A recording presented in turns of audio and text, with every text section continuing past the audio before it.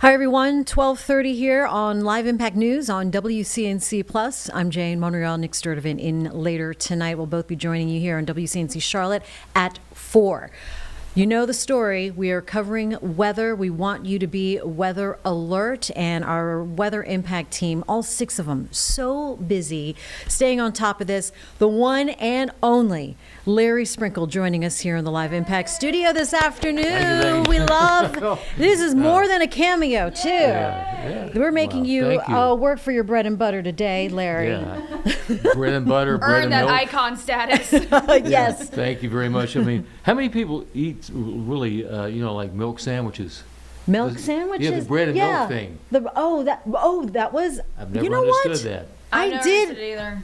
All did. these years. Bread and a little butter, maybe a little jam. Bread, butter, and jam sandwich. Well, the Right. bread and milk thing, I guess so. yeah, but But yeah, on a more serious note, yes, this is the weekend. This is the time, and that old saying, "The calm before the storm." We're certainly in that situation right now. But as we head into the weekend, we see the opportunity for a massive storm system to just really take over the entire area. Here's the way it looks as far as impacts, our winter weather impacts for the weekend. Yes, the total amount of sleet, and sleet is something that sticks like snow, falls as a solid piece of nature. It falls frozen. It goes through the atmosphere, melts as snow, then freezes and falls on the surface. So we're talking about 1 to 3 inches of that. We'll go back to the graphic and show. I'm talking about 1 to 3 inches of snow, of sleet, which is measured as snow, believe it or not. Now here's what we're looking at. Travel will definitely be a major issue, and really the time frame of this, you're okay now, you're okay this evening, even overnight. If you had to travel tomorrow morning, is going to be okay. I would say up until midday, up until about noon to 1, 2 o'clock in the afternoon. And then as we head towards late afternoon, that's when travel impacts are going to be felt, especially as you go west and southwest of here, along the Interstate 40 corridor westbound, Interstate 85 southbound. Those are the corridors starting late afternoon. We start to see the impacts from this as we take a look and show you some of the graphics so important to see. Snow is we're going to see to begin with. This is off the roads between 2 and 6. Snow begins, then we see a changeover to sleet and some accumulating sleet. That means icy roads for the entire area. Then as we get towards late tonight, tomorrow, as we get into Sunday, that's when it's a changeover to freezing rain. That's rain that freezes when it hits the surface. That's trees, power limbs, there's bridges, overpasses, and that is a sheet of ice. It falls as rain and freezes over immediately, and that's the major issue as we can see hour after hour of that. So the time frame is going to be an all-day Sunday issue, and the team will be here starting early in the morning on Sunday, continuing all the way possibly into Monday morning. So the issue is what happens as far as power outages, and yeah, that's a major issue. When the ice accumulates on the tree branches, the power lines, you get enough ice up to about 1/4 of an inch, then we start to see those issues, and we're expecting anywhere from probably 1/2 inch to 1 inch of ice accretion. That means on the trees, the power lines, the bridges, the overpasses, and you start to see those tree limbs snap. They hit the power lines. Power lines can sag with weight. They snap, and then you get the power outages. And we go back in time. I'll never forget 2002. Is kind of the banner for all of this. That's the year that we saw the biggest ice storm of all time, and it just basically shuts down not only Charlotte, but it'll probably shut down the southeast, and that's a major concern that we have for this impending storm system. Well, I mean, so really, Larry, this weekend as we look into the area. And we're seeing that band, the colors really get into that deep purple. Yeah, where it gets that's scary. basically that's an ice storm, and that's really we're in that ice storm warning area, and that covers the Piedmont. It goes across the Piedmont along the I-85 corridor, and that's where we're talking about 1/2 inch to 1 inch of ice. And that basically is what falls as sleet and collects on the ground, but it's basically the freezing rain that we're going to see. This is rain, once again, that freezes on a surface. And that starts out on the bridges, the overpasses, the power lines, trees, tree limbs, and that causes the major issues. So, Larry, you were there when, or you were here for a while, And so you've seen it all. For a while, yes, a few. You've seen some storms, right? Absolutely. In your memory, what do you take away from then that that is unlike any other? Well, if you want to go back in history, I can go back into when I was on the radio. Go back to the 1970s. You go back to like 1978. There was a major storm system then, and at that time everything shut down for days. And we go back. I go back to 1998, big storm system then, and then we get into later on. We get into that 2002. That was a big one right there, and that was called the Storm of the Ages, Ice Storm of the Ages. It was called Fran on ice. We all remember Hurricane Fran, the devastation. Yeah. Well, this was an ice storm. That 2002 storm was the largest outages in Duke Energy's history. That was more than any hurricane, more than Hurricane Hugo, and we're talking about thousands of people without power. I made some notes back at that time, and went back and found them. 285,000 people in Charlotte alone were without power. 1.8 million in North and South Carolina. That's the 2002 storm. And some people were without power for up to 2 weeks of time. Yeah, that is wild. It was one of those, as I said, that was the ice storm of the ages. It was called that after we did a review of it. I wrote down a quote, and this is from one of the Duke Energy employees, said, "It was a mangled mess of trees and power lines." Yeah. That was one of the workers out there who was on the scene for it. So it was basically 12 hours of nonstop freezing rain. Oh, my 12 hours of goodness. that. I mean, and if you want to talk about what's going to happen with this one, you've been watching, you've been listening, and the folks here at WCNC and in our weather department have been saying this. This could be as devastating as that. I mean, obviously it hasn't gotten here yet, but that's why it's so important to prepare and to know in advance how to deal with this and be prepared for days of power outages. Do you think it's going to be 12 hours of freezing rain? I'm not going to guess Something the like number that? of Okay. hours, but it certainly will be hours of freezing precipitation starting out as sleet. If you were to wish for the less of two evils, sleet would be the one. Okay. Right. Sleet does collect on roads. It builds up. You can have inches of sleet.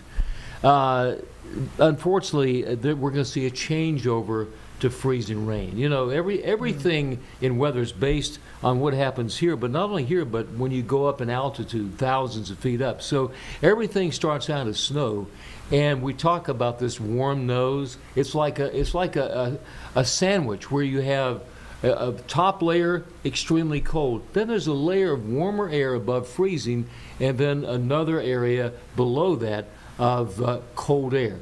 So with that warm nose, the snow falls and melts for a period of time and refreezes before it hits the ground. That's sleet.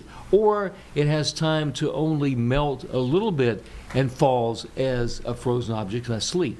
And then we get into the situation where that that sleet or the snow melts and falls as rain, but at the surface is cold enough where the temperature is freezing or below, and you get a solid sheet of ice, and that's freezing rain. That's crazy to think that.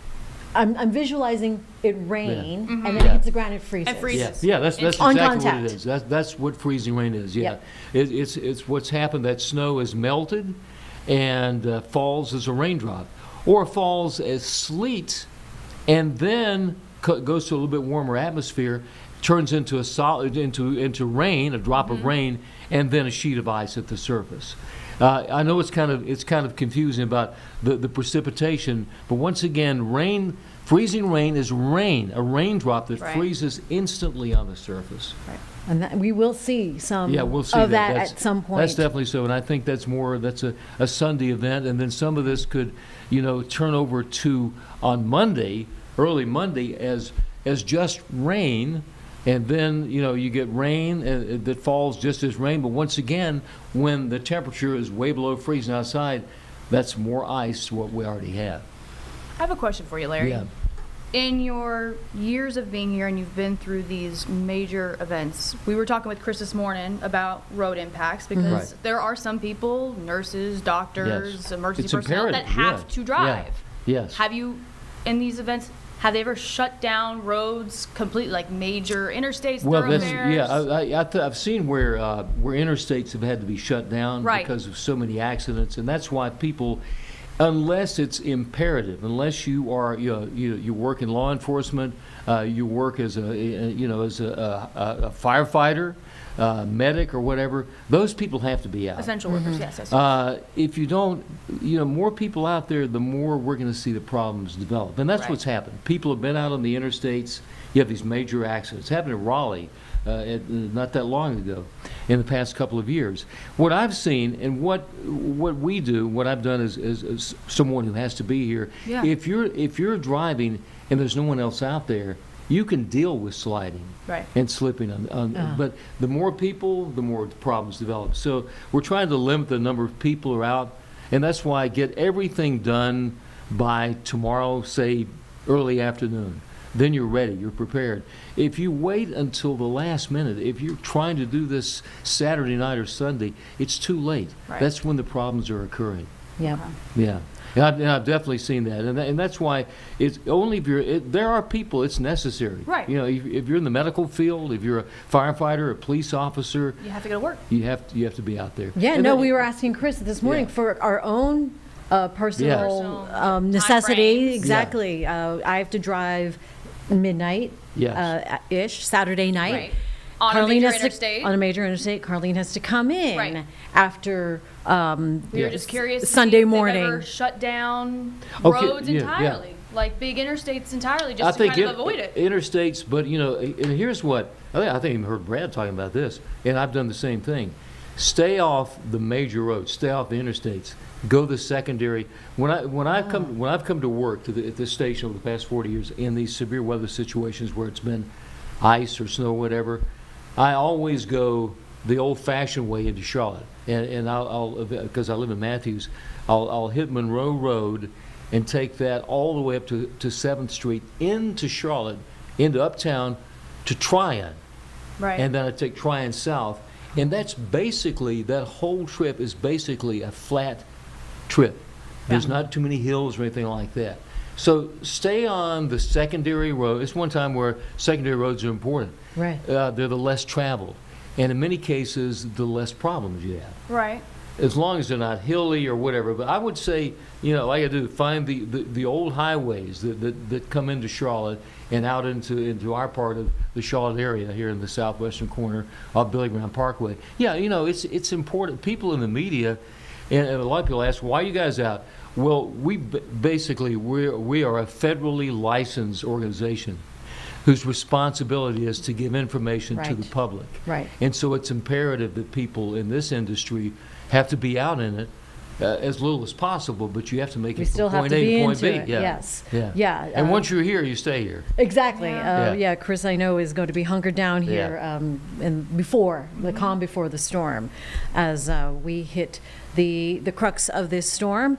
Larry, appreciate you as always. Thank you. Larry. And thanks for what all you guys are doing. And I just hope that we get through this with a lot of prayers, and that we get through this without any major turmoil. But I think the information has been dispensed out there. One great thing about what we can do today with the technology, especially in the weather business, that we have our computer models and the ability to look ahead many days.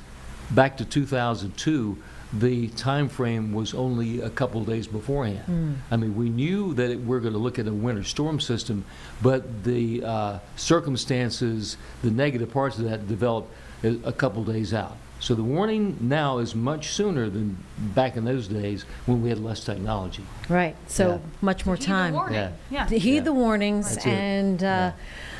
we'll stay safe. Okay, thank you. Thanks in part to you, Larry. See you on the other side of this weekend Yes. as well. All right, appreciate you. And we'll be right back on Live Impact News on WCNC Plus.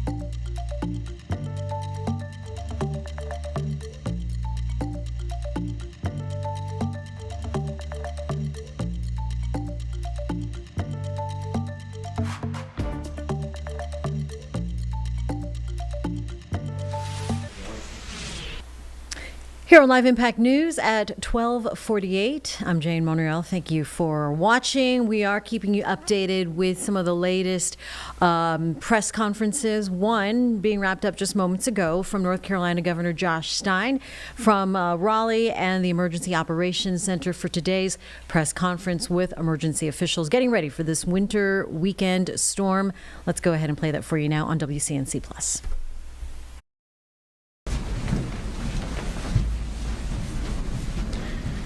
Good morning, everyone. Thank you for joining us today as we share updates on the winter storm coming to North Carolina tomorrow. I'm joined by the Director of Emergency Management, Will Ray, Secretary of Transportation, Daniel Johnson, Secretary of Public Safety, Jeff Smythe, Major General Todd Hunt of the North Carolina National Guard, and the Commander of the State Highway Patrol, Colonel Freddie Johnson. Jackie Matevier and Murtado Bustillo are our Spanish language interpreters, and our American Sign Language interpreters are Stephen Holland and Karen Magoon. The latest weather forecasts lead us to expect impacts to the majority of the state starting tomorrow and lasting into next week. Between snow, sleet, ice, freezing rain, and bitterly cold temperatures, this storm is expected to cause major disruptions to your daily life, possibly for days. Our message to North Carolina is simple. This is a serious storm. We are taking it seriously, and so should you. On Wednesday, I declared a state of emergency across North Carolina to mobilize resources in advance of the storm. We've activated the State Emergency Response Team, a cross-agency group that includes the Department of Transportation, the Department of Public Safety, the North Carolina National Guard, the State Highway Patrol, and our state's utilities. The NCDOT has already put down 2.8 million gallons of brine to pre-treat the roads and is ready to salt the roads and plow them once the storm begins. The State Emergency Response Team has shipped pallets of meals and drinking water around the state in preparation. Some localities are starting to open warming centers, so check your local government emergency management's website to see what options are available near you. And utilities like Duke Energy have brought in more than 18,000 workers from around the country to help restore power where necessary. At this time, because of expected ice accumulation and cold temperatures, our greatest concerns remain unsafe travel and power outages that could last for days. So we recommend that you take the following actions to navigate this winter weather event. First, stay informed. Make sure you're following your local media, the National Weather Service, and your local emergency management agency for the latest updates and recommendations. Second, get disaster supplies ready now in case you lose power and can't leave home for a few days. You may need water, non-perishable food, medication, and other supplies for 3 to 5 days for each person and pet in your household. You may also need a flashlight and fresh batteries, a battery-operated radio, a way to keep your phone charged, and blankets and winter clothing. Visit readync.gov for more detailed information about how to prepare for a storm. Third, make a plan. Make a plan for if the power goes out, how you'll safely keep warm, what you'll eat, and who you will call in case you need help. Be ready to reach out to family or authorities for help if you're without power for an extended period of time. The effects of the storm could last for days. Fourth, stay off the roads starting tomorrow. For your own safety and that of others, please do not drive unless it is necessary. And that request will likely extend beyond the weekend. Next week is going to be cold. We expect the temperature to fall below freezing every night for the next 7 days. That means whatever ice or snow that turns to slush during the day will freeze again overnight. Black ice will remain a risk in many places into next week. So plan for the possibility that you'll be stuck at home for a few days. Fifth and finally, as you're getting ready yourself, don't forget to check on your loved ones, neighbors, and anyone you know who might be vulnerable, including the elderly. Over the past year, I've been inspired time and again by the many North Carolinians I've seen lending a helping hand to their neighbors in need. So please look out for your family and yourself and for your neighbors too. North Carolina, that's how we're going to get through this storm together. Thank you. I'll now turn it over to Director Ray and then Secretary Johnson. Director Ray. Thank you, Governor. Good morning, everyone. Winter storm warnings and ice warnings are now in effect through midday Monday for the mountains and the Piedmont. A winter storm watch remains in effect farther east, and as accumulation types and amounts become clearer, the watch will transition to warnings or advisories. Significant wintry precipitation is forecast over the weekend, with major impacts lingering into early next week as dangerously cold temperatures are forecast. Ice accumulation of a quarter inch or more is likely across much of North Carolina Saturday through Monday morning. Areas across the southern mountains, higher elevations into the Blue Ridge Escarpment, and into much of central North Carolina are forecast to see the most impactful ice accumulations, and in some cases, reaching or exceeding 1 inch. As a reminder, ice accumulations of around a ½ inch of ice or more can cause an increase in downed trees or impact power lines and lead to an increase in power outages, as well as hazardous travel conditions. Based on this morning's forecast update, hazardous travel conditions are expected to begin by midday Saturday and will worsen through Sunday and may remain for several days due to those lingering low temperatures. We need all North Carolinians to remain focused on preparing for the potential impacts with a plan and supplies to support you and your family for the next several days. Unnecessary travel not only puts you at risk, but also the public safety personnel, the power crews, and the DOT workers who are working to respond to emergencies, to restore power, and to clear roadways. The State Emergency Response Team, including all our interagency partners, our private sector and nonprofit and volunteer agencies, has been activated here at the State Emergency Operations Center, as well as our regional coordination centers in Kinston, Burlington, and Hickory.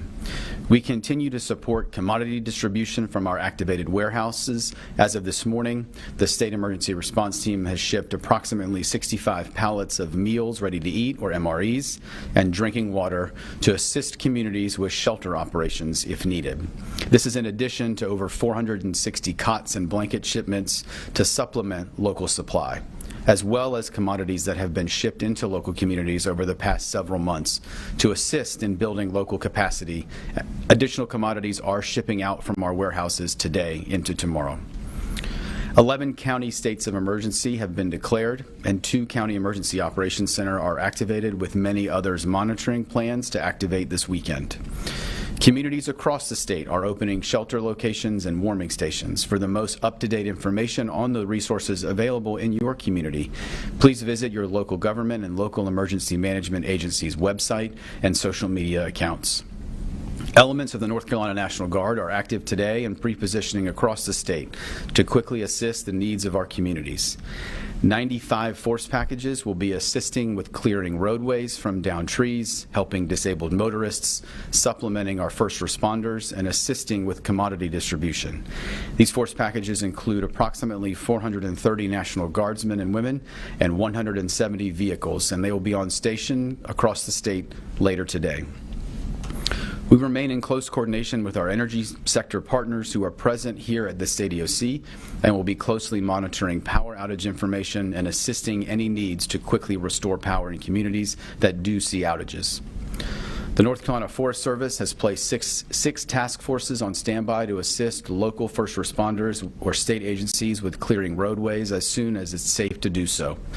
Each task force is comprised of saw crews, heavy equipment, and a mechanic. Additional chainsaw crews are activated, and all 100 counties are staffed with their forestry personnel. Communications personnel and equipment have been pre-deployed to assist with any degradation of 911 systems, radio systems, and phone networks. 44 caches of radios have been deployed to assist with local response efforts, and our partners at the North Carolina Highway Patrol have conducted checks of the systems that support the state's Viper radio system, used by our first responders statewide. As a reminder, 911 should only be used for emergencies. For general information, please call 211 or follow your local government and emergency management websites and social media accounts. We will continue to work with the entire state emergency response team, local and state governments, the private sector, and our nonprofit and volunteer agencies as the forecast continues to evolve to ensure we can support our 11 million North Carolinians. As we go into the weekend, it is imperative that, again, all North Carolinians are prepared for preparedness information and checklists. Please visit readync.gov. Finally, please check on your friends, your family members, and neighbors, or those in your community who may need additional support this weekend. We're going to see significant winter storm impacts, and we are stronger and more resilient together. Thank you, Governor. I'll now turn it over to Secretary Johnson from DOT. Thank you, Governor. Thank you, Director Ray. Safety is our top priority at NCDOT, and it remains our key message today. With the likelihood of icy weather creating treacherous travel conditions in the days ahead, we urge people to please stay put if you don't need to be out on the roads. Staying off the roads during and after the storm allows DOT crews, law enforcement, utility crews, and other emergency responders to do their work. We're expecting a storm that is largely going to be ice-related, which makes traveling on the roads that much more challenging. Even if you have a large truck or SUV, driving on icy roads can be nearly impossible. We'll also have implemented immediate towing measures with the cooperation of the State Highway Patrol to help remove any vehicles that have been disabled, to help both facilitate clearing of the roads and also to eliminate danger for those traveling on those roads. People may notice messages that we placed on digital highway signs across the state. Crews will focus on these efforts on highways and primary routes. We will continue the effort until NCDOT and the Highway Patrol determine that it is safe to lift these measures. We're also continuing to monitor forecasts closely with the help of our partners at the National Weather Service. Forecasts help us make informed decisions and ensure we're placing resources where they're needed most. That's especially important when a storm has statewide impacts like this one. Our crews are in the process of wrapping up pre-storm preparations. As the governor noted, the department has applied about 2.8 million gallons of brine on the roads and state system. Nearly all 2,100 DOT employees who are trained to respond to such storms have contributed to this effort. They're now transitioning their focus And we will finish out that press conference with the governor's office on today's emergency management presser coming up in just a few minutes. First, a break here on Live Impact News. We're talking to cats next on Live Impact News on WCNC Plus.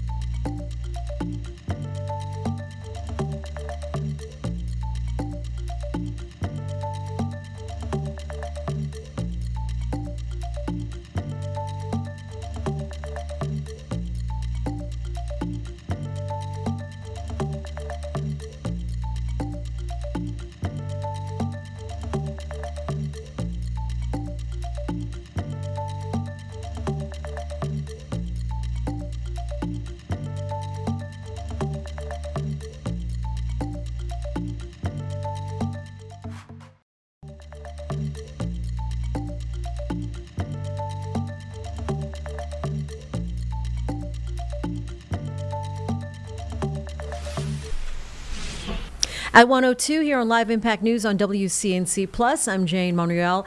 Right now, we are talking winter weather. We're keeping you prepared for the weekend in all of the aspects and angles that we can think of. One of them, of course, is public transportation into the Charlotte area with this severe weather heading our way. A lot of folks who rely on public transportation are going to be impacted. So, joining us right now, Brett Baldock from the Charlotte Area Transit System, CATS, discussing how CATS is preparing on what riders need to know.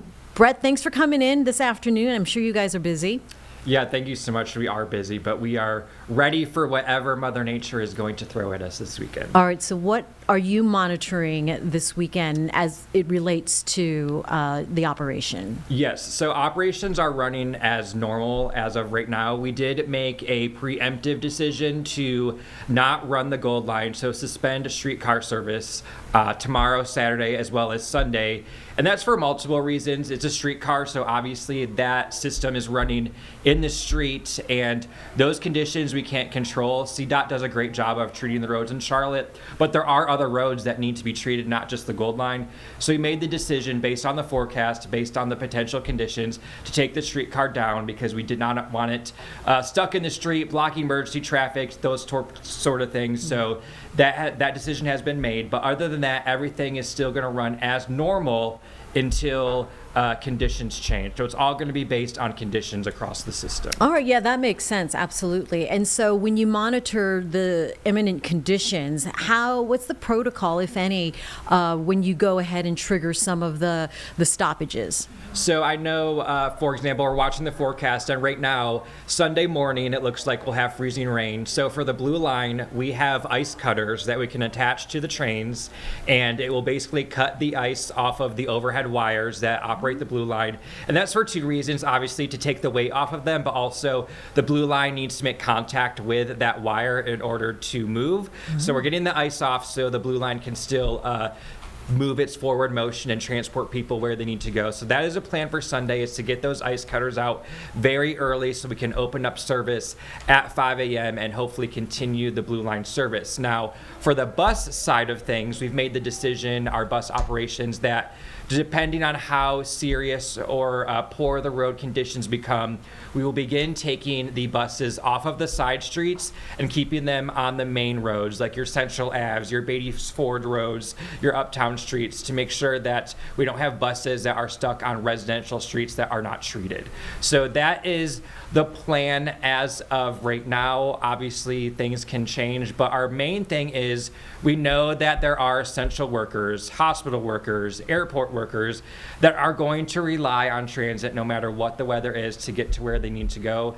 So a complete stoppage of operations is not on the table right now. So we're trying to do everything we can to make sure operations are going to be continuing, but there may be some delays and detours at the same time. Okay, that's really great insight and on your process on approaching each part of the CATS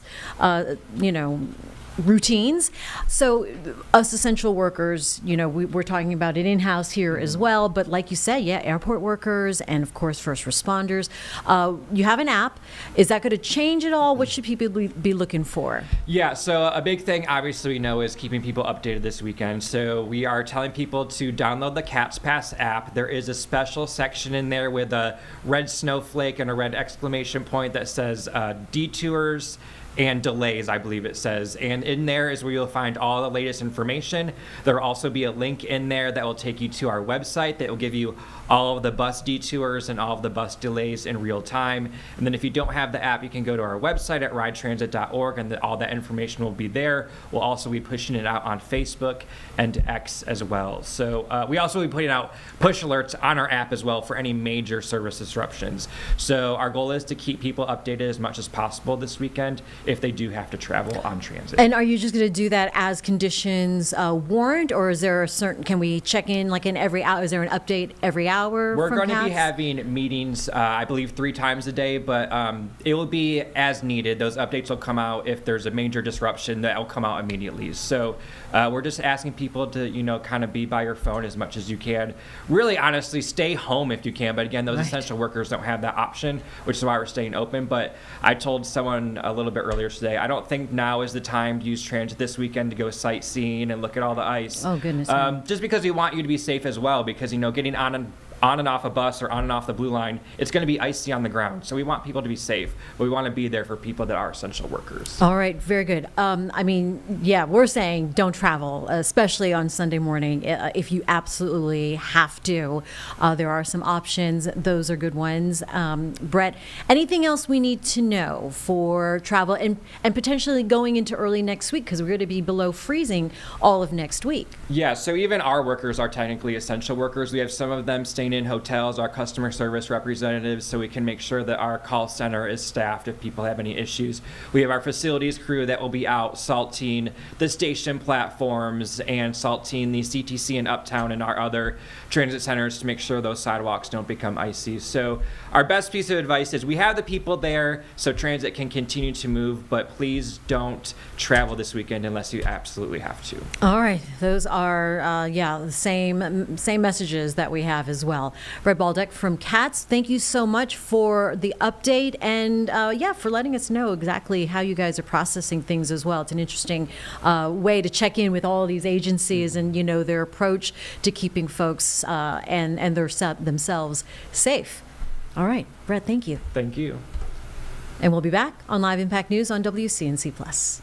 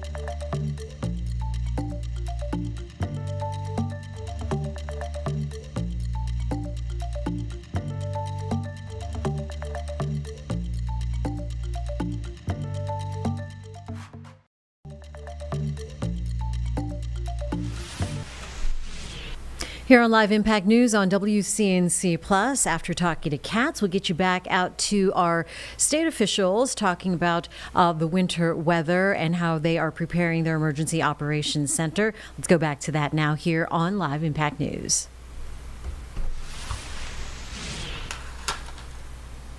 Removing trees and limbs that may fall. Salt on hand is at 160,000 tons, and we continue to secure additional salt and distribute it across the state. So we're in good shape from a supply standpoint. We're taking all precautions possible because we aren't going to take a chance with your safety. I encourage everyone to stay informed, make safe decisions about travel, and ensure you have all the supplies you need in case this ends up being a long-term event. People can visit drivenc.gov to view the latest road conditions and other storm.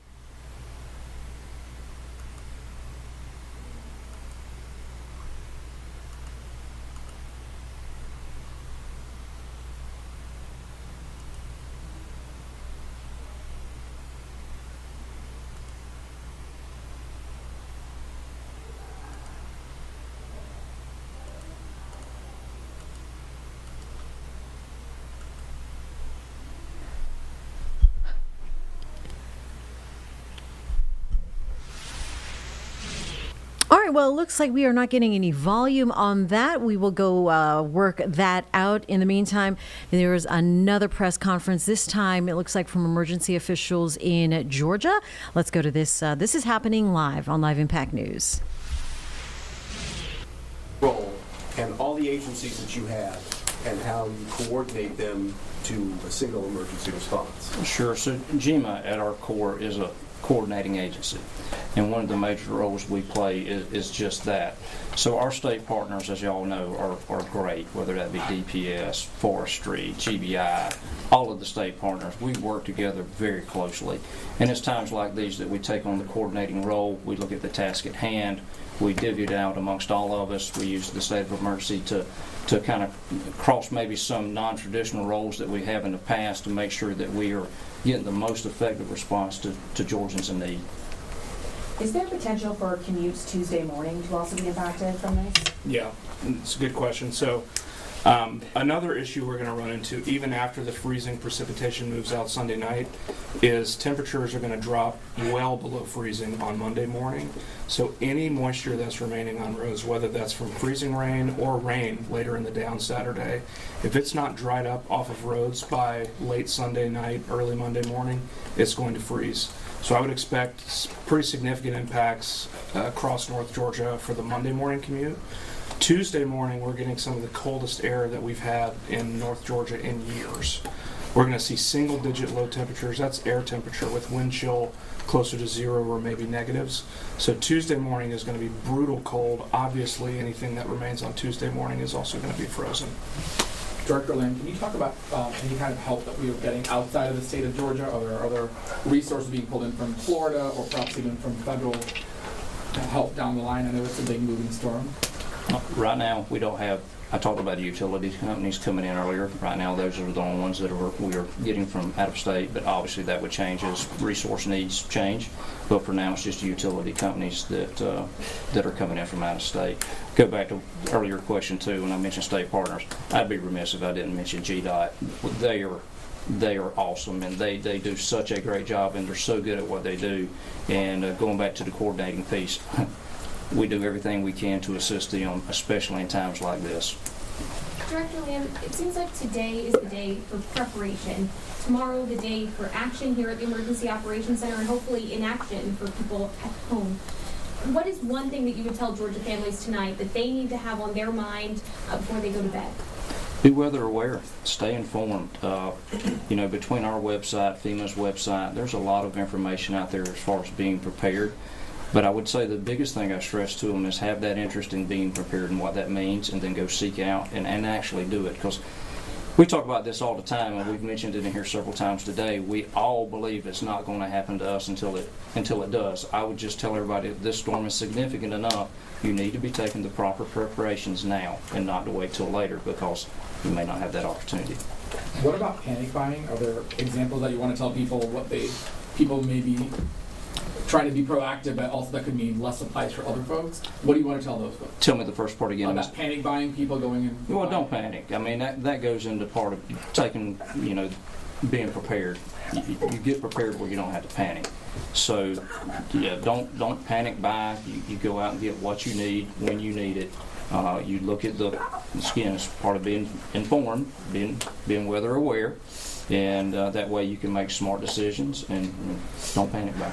For those people that can't access that can't access resources because of everything with panic buy, how can they get resources from FEMA, water, blankets? Where do they get those things? We're moving them around the state. What I would say is you reach out to your local government, who all have contacts with us. That's one of the things that our EMA coordinators do. You reach out to your local county government, and they have the ability and means to get in contact with us, and we move stuff around the state for just such instances. Really quickly about farmers, I know some of them are still reeling from Hurricane Helene, especially in Augusta, the rural parts of Georgia.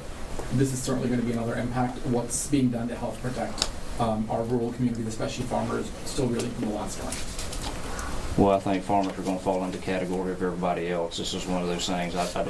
We obviously can't prevent an ice storm. I know everybody's doing everything, again, and that kind of goes back to the individual preparedness piece. The farmers are more knowledgeable in what they need to do to prepare for the ice storm than I am.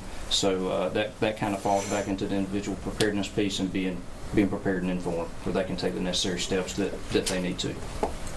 I know you talked about local governments. How are you guys coordinating with some of those local governments to help people who might be especially vulnerable in this instance, like elderly folks or might be medically fragile folks as well? Right, great question.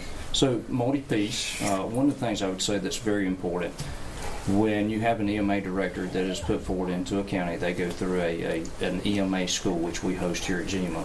Through that, they're made aware of a lot of the resources that we have and the necessary communication channels to go through to get it. So we establish that link early on when the EMA director is taking on it at the local level, so those relationships are there. So the counties are aware of it. We have those relationships through our EMA coordinators that then coordinate through those directors. So we have those relationships in place for just times as these. What is the deadline? We're talking about preparation. What is the deadline you need to be done with your prep by this time? Tomorrow afternoon. At the latest, I mean, that's when it's going to really come in. I would encourage everybody to do it today, because I think the earlier you can do it, the better. But it sounds like the no-go line's kind of tomorrow afternoon. Really quickly, can you just say a quick little recap on north of I-20 and the ice and the impact on that on power lines and down trails? I think for people watching who may have missed that earlier on. Yeah, so anywhere where you get ice accumulations of more than 1/10 of an inch, you're going to have difficulties traveling. When you get to 1/4 to 1/2 inch of ice, you cannot drive on roads. That's also the sort of level that power lines and trees start to come down because the ice builds up on the power lines.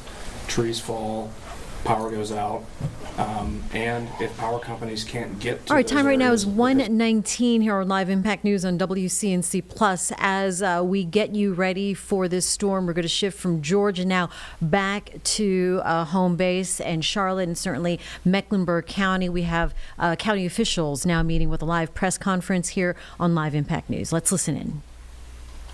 In where they're maybe living unsheltered, ensuring that they have additional blankets and supplies. With the CMPD officer, I'm just curious, could you, sort of the same lines that I asked Deputy Chief Graham, can you just talk about what kind of calls you guys will be going to as opposed to, say, the fire department? Yeah, we respond to all calls. There's no change in what we respond to for emergencies like this, but as you heard, heed the warnings, right? You've heard the warnings over and over again. Don't become a victim yourself, and don't create a victim by having emergency response have to come to you because you made a choice to go do something that wasn't a necessity. So CMPD is fully operational. There's no change in procedures as of now, and we'll continue to, be out there, and we do ask you to call 311 or report a crime online for something that you wouldn't have to see an officer to reduce traffic on the road, but continue to heed the warning that you've heard from all the partners up here today. And please call 911 if you see a dangerous situation so that we can try to deter people from that and keep people safe. We know that the wrecks tend to be a lot more than things like this. Are you guys bringing on more staff to try and handle the volume of wrecks? Yeah, we've increased staffing through our communications and patrol, and then we're going to have partners in the emergency center here with the team all weekend. So that'll be a priority for us. And again, try to stay off the road. Try to pre-plan today, tomorrow, so that you don't have to get in your car or touch your car throughout the entire incident. Thank you.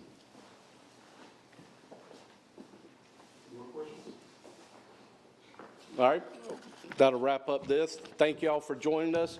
Remember, smoke alarms, carbon monoxide alarms save lives. Stay off the roads, let these people work.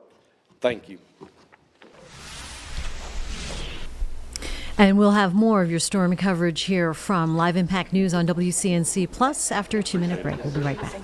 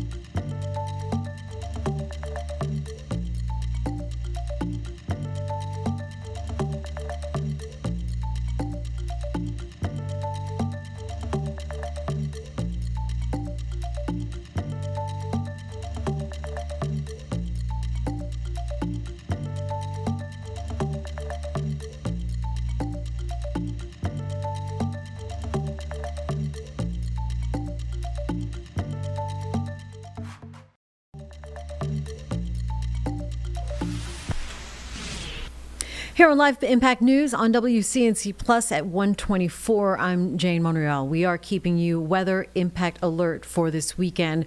The toughest portion of the weekend seems like it is going to be Saturday night, as early Saturday evening into Sunday morning. The rest of the country, a majority of the country, 22 states, I believe, impacted as well. One of them is Kentucky.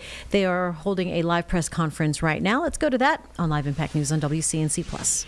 Continue to get the care that they need, even during this weather.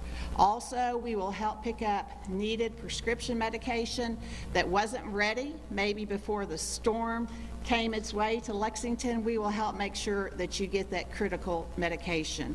If you need to leave your home because you've lost electricity, we will help take you to a shelter. I want to give just a small shout out today to Jenny Ramsey. I called her about a homeless 81-year-old woman. Yes, a homeless 81-year-old woman who she has now helped us to house. Right now, as this is going on, we have an officer taking her somewhere to be housed. And so, again, we're here to help. If you need any of those services or if you need something else, please feel free to call us at the office of the Fayette County Sheriff, 859-252-1771. We, too, have increased our staffing levels, and I think, as Rob Allen said, we are ready. Thank you. Thank you so much, Sheriff Witt. Now, one of our very important partners is Fayette County Public Schools, and we have Director of Transportation with us, Darren Morris, and Darren is going to give an update from his perspective. Welcome. Thank you, Mayor. Appreciate it. Good afternoon. I represent Fayette County Schools, and first of all, I just want to say how thankful I am to the mayor, the local government, for including us. The information that they share to us is vital in the decisions that we make across the board, and that communication is ongoing and consistent. So I'm really appreciative of that, especially when I'm out having to check roads and see if roads are safe and get students to school and get them there safely. So their assistance is greatly appreciated. Fayette County Schools has canceled all weekend activities. We will continue to share updates to families, staff, and community through all modes, including our media partners. We have weather guidelines, and they're located at fcps.net/weather. And above all else, we want students, families, and staff to stay safe. We'll make decisions as the weather comes in and we see what does occur, but just know that we'll be in communication about what's going to be happening moving forward. So thank you. Thank you. Thank you very much, Darren. Now, our utilities partners play a key role, as you know, in winter weather. And I've been in communication for a couple of days with both KU, Kentucky Utilities, and Kentucky American Water. We break away right now at 1:27 on Live Impact News on WCNC Plus from Kentucky. Bring it back out to the Tar Heels State, where we continue to track preparations in different regions of the country and certainly out towards the coast. So we want to go out now to a regular friend of Live Impact News, the Outer Banks, where Sam Walker is joining us from Water Lily. Sam, how's it going? It's going well. Everybody, I think we're more watching everybody else around the state do the prep work while we're out here like, yeah, it's going to blow a little bit. It's going to rain a little bit, maybe snow a little bit, and we'll just have to sit back and, unfortunately, watch you guys get all the hammering. Yeah, I was going to say, it's nice to see everyone else just sort of experience and take those lessons and observations from us here. But, you know, what is the mood there, I should ask, in terms of preparation? Are people taking this seriously, or we're like, we've seen worse kind of attitude? A little bit of a seen worse and kind of disappointed, I think, more because we're not getting snow. This time last year, we had snow on the ground out here. In fact, we had back-to-back snowfall here on the Outer Banks in January of 2025. And when it snows on the beach, obviously, everybody loves it because the pictures are great, the video's great. we get a chance to take the snowboards out and not have to drive 5 hours to use them, and can slide down the Wright Memorial or slide down Jockey's Ridge when it snows like that. But yeah, it's more like everybody's like, okay, we'll get ready and get a few things ready, but there's really no need to. But what the big thing it is having an impact on is travel for folks who are planning to come in, because we have a lot of off-season events now. A lot more things go on here on the Outer Banks than we've ever had before in January. We just came off wedding weekend a week ago. A lot of events were planned for this weekend that is impacting people coming from interior sections of Virginia and North Carolina, which are going to get hammered by this.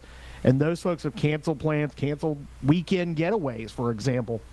So there have been some impacts.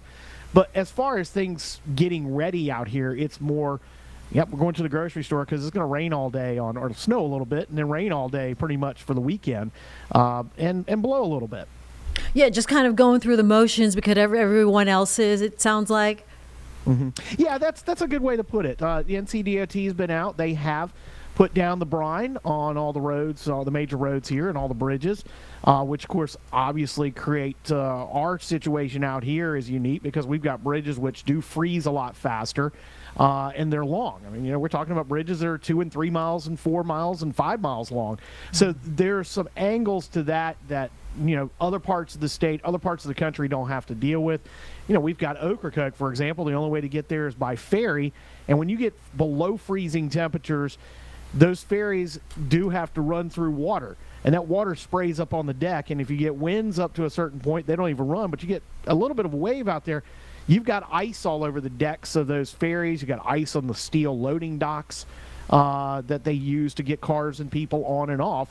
So those are some of the things that are being preparing for the possibility that travel to Ocracoke is going to be limited for a couple of days, because we are looking at some pretty strong winds. We just had, over in the last few minutes, a wind advisory went up here for the Outer Banks, and a winter weather advisory, in fact. A little surprised by that, but that's partially because we are going to get a little bit of snow to start things out before the rain really picks up and turns into a slushy mess. Yeah, I mean, you mentioned it with visitors making plans for these great events. And so what are the contingency plans for some of these events that were planned for this weekend? Unfortunately, it's just canceled.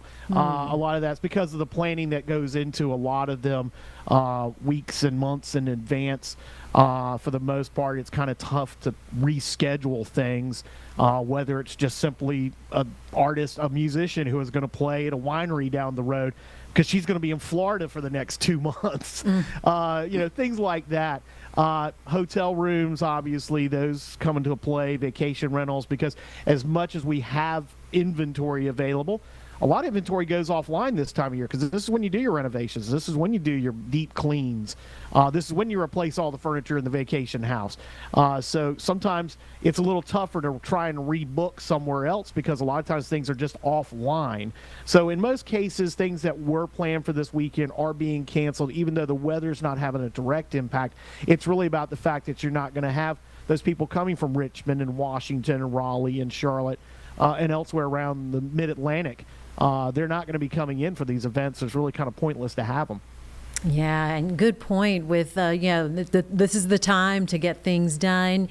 Any talk about potential evacuations then for those who are out there? No, not at all. Not yet. In fact, this storm is not going to have any coastal impacts other than some gusty, sustained winds starting tonight and through Saturday and into part of Sunday. One of the big things when we've been on the briefings with the National Weather Service has been trying to make sure, okay, we're not going to deal with any sound side flooding. We're not going to deal with any ocean side impacts that could cause problems on Highway 12. If anything, Highway 12 might be more sand on it, on Hatteras and Ocracoke Islands, which creates its own little problems, but those are minor compared to any flooding. We're not going to be dealing with houses in Buxton falling in the ocean out of this because of waves and wind. The wind's not really going to blow a long period of time, so we're not going to get big waves build up. We're kind of in a low tidal cycle right now, a lunar tidal cycle. So thankfully, no evacuations. Again, the only real travel problem might be for Ocracoke with the ferries not being able to run if the winds get up to a certain point, if the waves on the Pamlico Sound and across Hatteras Inlet get to a point. And again, that ice buildup you could see possibly happen. Those are probably the only impacts, but those are minor. Those are almost, we call that Friday on the Outer Banks. Yeah, so it kind of feels like just from where I sit, for you, it seems like another day. You're going to just do your job as you do, covering the weather and making your observations with very little to no concerns for your safety. Yeah, for the most part. And again, this thing starts out with some snow during the day on Saturday. That could cause a little bit of an issue, but it's really going to be a short-term issue. We're really looking maybe a 12 to 18-hour period. Overnight Sunday morning, overnight Saturday, Sunday morning, we get that rain that's going to come in. And again, it's going to turn into a slushy mix. And really, it's only a portion of the Outer Banks and the northern inland areas. And these are the areas that are the Currituck, Camden, Pasquotank. We do have some wind chill issues that we may deal with tonight. In fact, the city of Elizabeth City has opened a warming shelter because we're going to see wind chills in the single digits overnight. And then, of course, next week we're looking at some pretty cold temperatures and some higher winds that are going to follow this system. So into next week, we're going to be dealing with some cold weather problems. And, of course, that brings its own concerns with, pipes freezing and all that stuff. And those are concerns that are very legitimate, and people need to be prepared for the possibility of that. But as far as the extended power outages and any real major travel issues, just trying to get to the grocery store or having to go to work on Monday morning, that for the most part, us out here, we're not going to be dealing with it like the rest of the state looks like they're going to be dealing with it. All right, very good. Thank you for those observations. Sam Walker from OBX, who reports on weather conditions out there, and appreciate your time letting us know that you're going to get, it sounds like you'll be okay. Yep. Well, knock on wood. Do our thing. We always do. Do your thing. You got it. All right. Thank you, Sam. Talk to you next time. And we'll be back here on Live Impact News on WCNC Plus.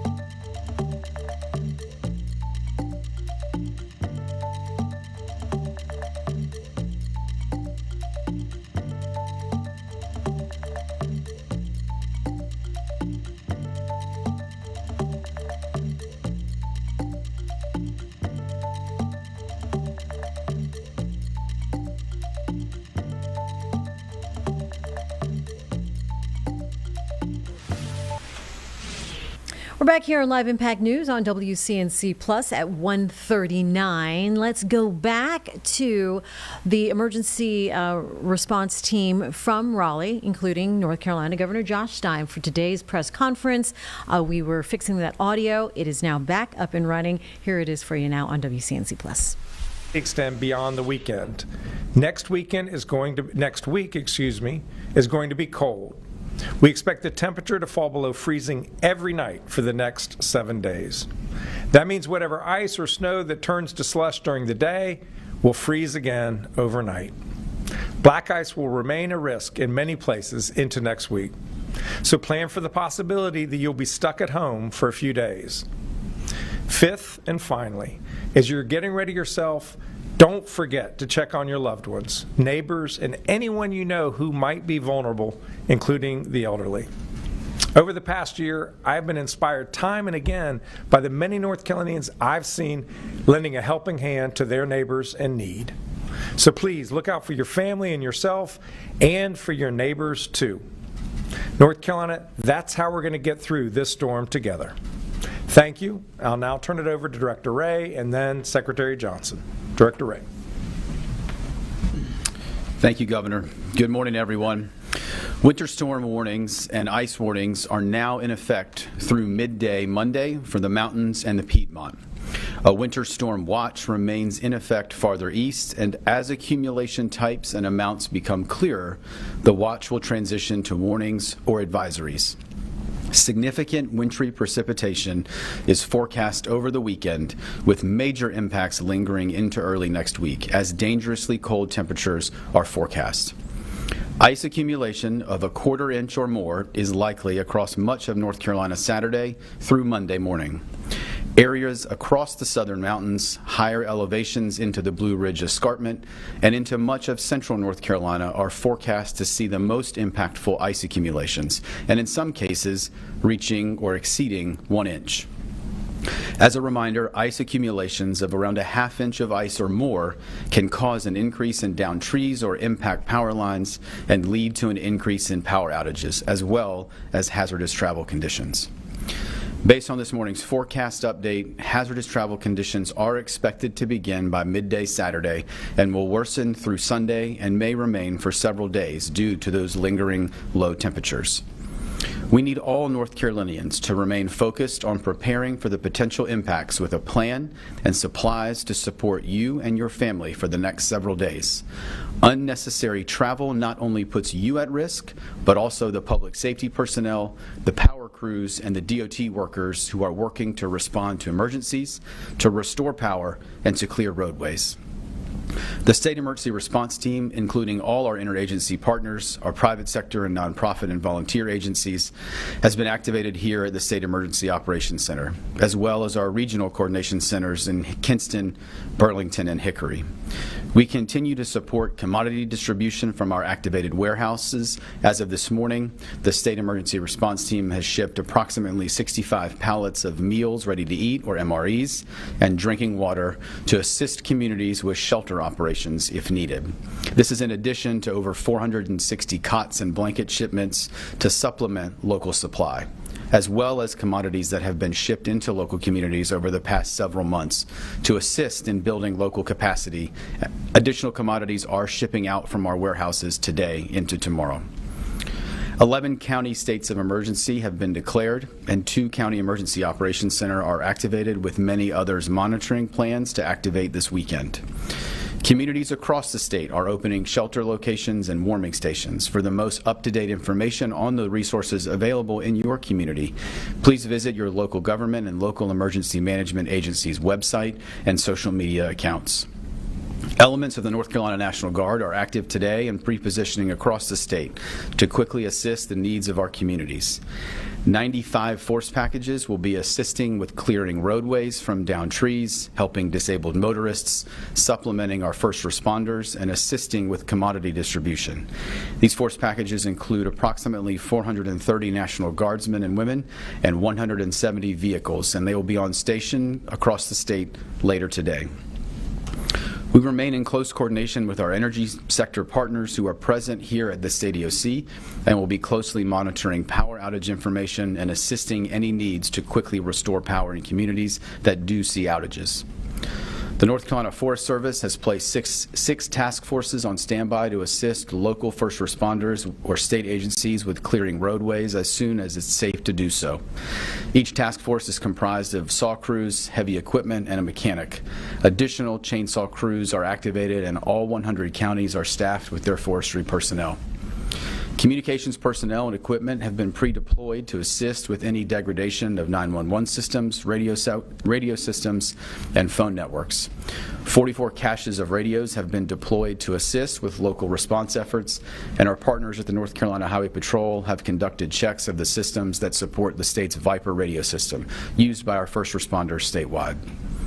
As a reminder, 911 should only be used for emergencies. For general information, please call 211 or follow your local government and emergency management websites and social media accounts. We will continue to work with the entire state emergency response team, local and state governments, the private sector, and our nonprofit and volunteer agencies as the forecast continues to evolve to ensure we can support our 11 million North Carolinians. As we go into the weekend, it is imperative that, again, all North Carolinians are prepared for preparedness information and checklists. Please visit readync.gov. Finally, please check on your friends, your family members, and neighbors, or those in your community who may need additional support this weekend. We're going to see significant winter storm impacts, and we are stronger and more resilient together. Thank you, Governor. I'll now turn it over to Secretary Johnson from DOT. Thank you, Governor. Thank you, Director Ray. Safety is our top priority at NCDOT, and it remains our key message today. With the likelihood of icy weather creating treacherous travel conditions in the days ahead, we urge people to please stay put if you don't need to be out on the roads. Staying off the roads during and after the storm allows DOT crews, law enforcement, utility crews, and other emergency responders to do their work. We're expecting a storm that is largely going to be ice-related, which makes traveling on the roads that much more challenging. Even if you have a large truck or SUV, driving on icy roads can be nearly impossible. We'll also have implemented immediate towing measures with the cooperation of the State Highway Patrol to help remove any vehicles that have been disabled, to help both facilitate clearing of the roads and also to eliminate danger for those traveling on those roads.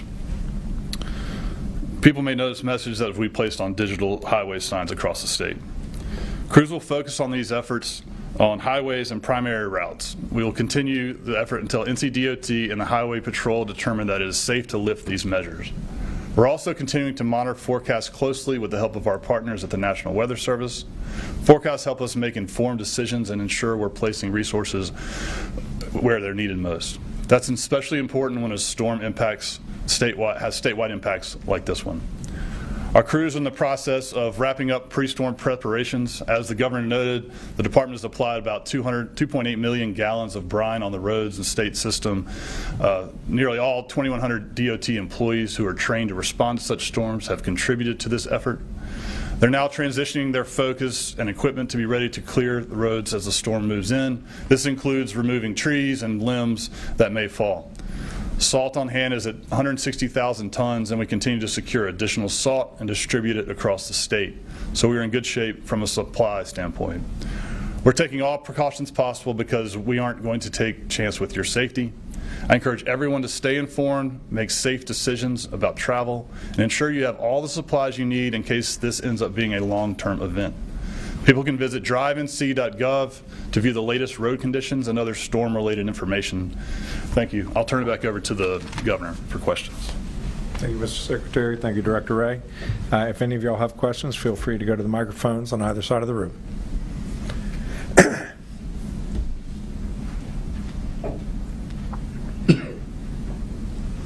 Yes. Hi, Caroline Yaffa with WRAL News. So since we're expecting icy roadways, what should essential workers, state employees do to make sure that they're safe and if the roadways are dangerous, and if they feel that it's not safe to travel, what are the impacts that could mean for the community? Yeah. One area that we have a special concern is whenever you have vulnerable people together, whether that's at a retirement center or at a hospital, and each of those facilities have their own emergency plans. And part of that is having the preparation that folks may have to spend the night at their place of work so that they don't have to travel on the roads back and forth and put themselves at risk or find themselves unable to get back to work where they are desperately needed by the patients or residents of that community. In terms of essential workers for the state, each department, each agency has its own emergency plan and its own way to notify folks of when they should come to work and if they should come to work. Obviously, we don't want anyone traveling who absolutely does not need to, and if they can't get there safely, they should not be on the road.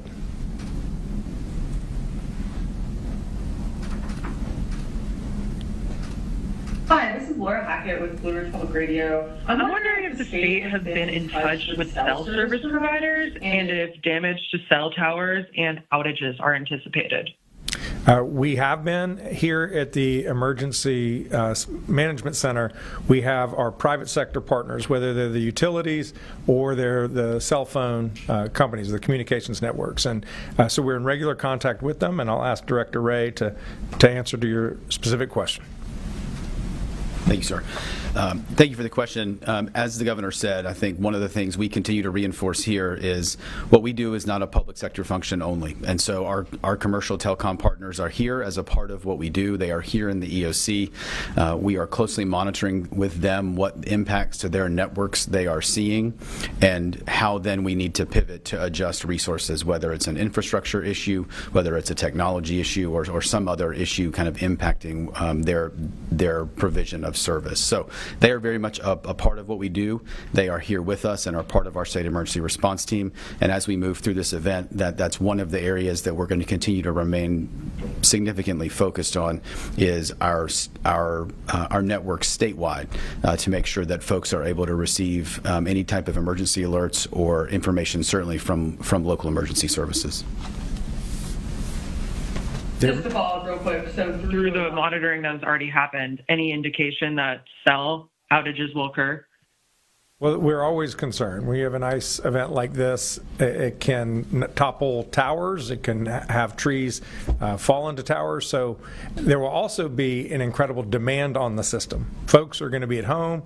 They're going to want information. So we expect that people are really going to be maximally utilizing the networks, which will cause their own issues. That's one reason why we encourage folks to get battery-operated radios so that you can stay informed even if you lose communication through modern means. Michael Perchik, ABC 11. To that point, from a staffing perspective at EOC or local county storm operations centers, what capabilities exist for them to work remotely in the event they're not physically able to get there in person?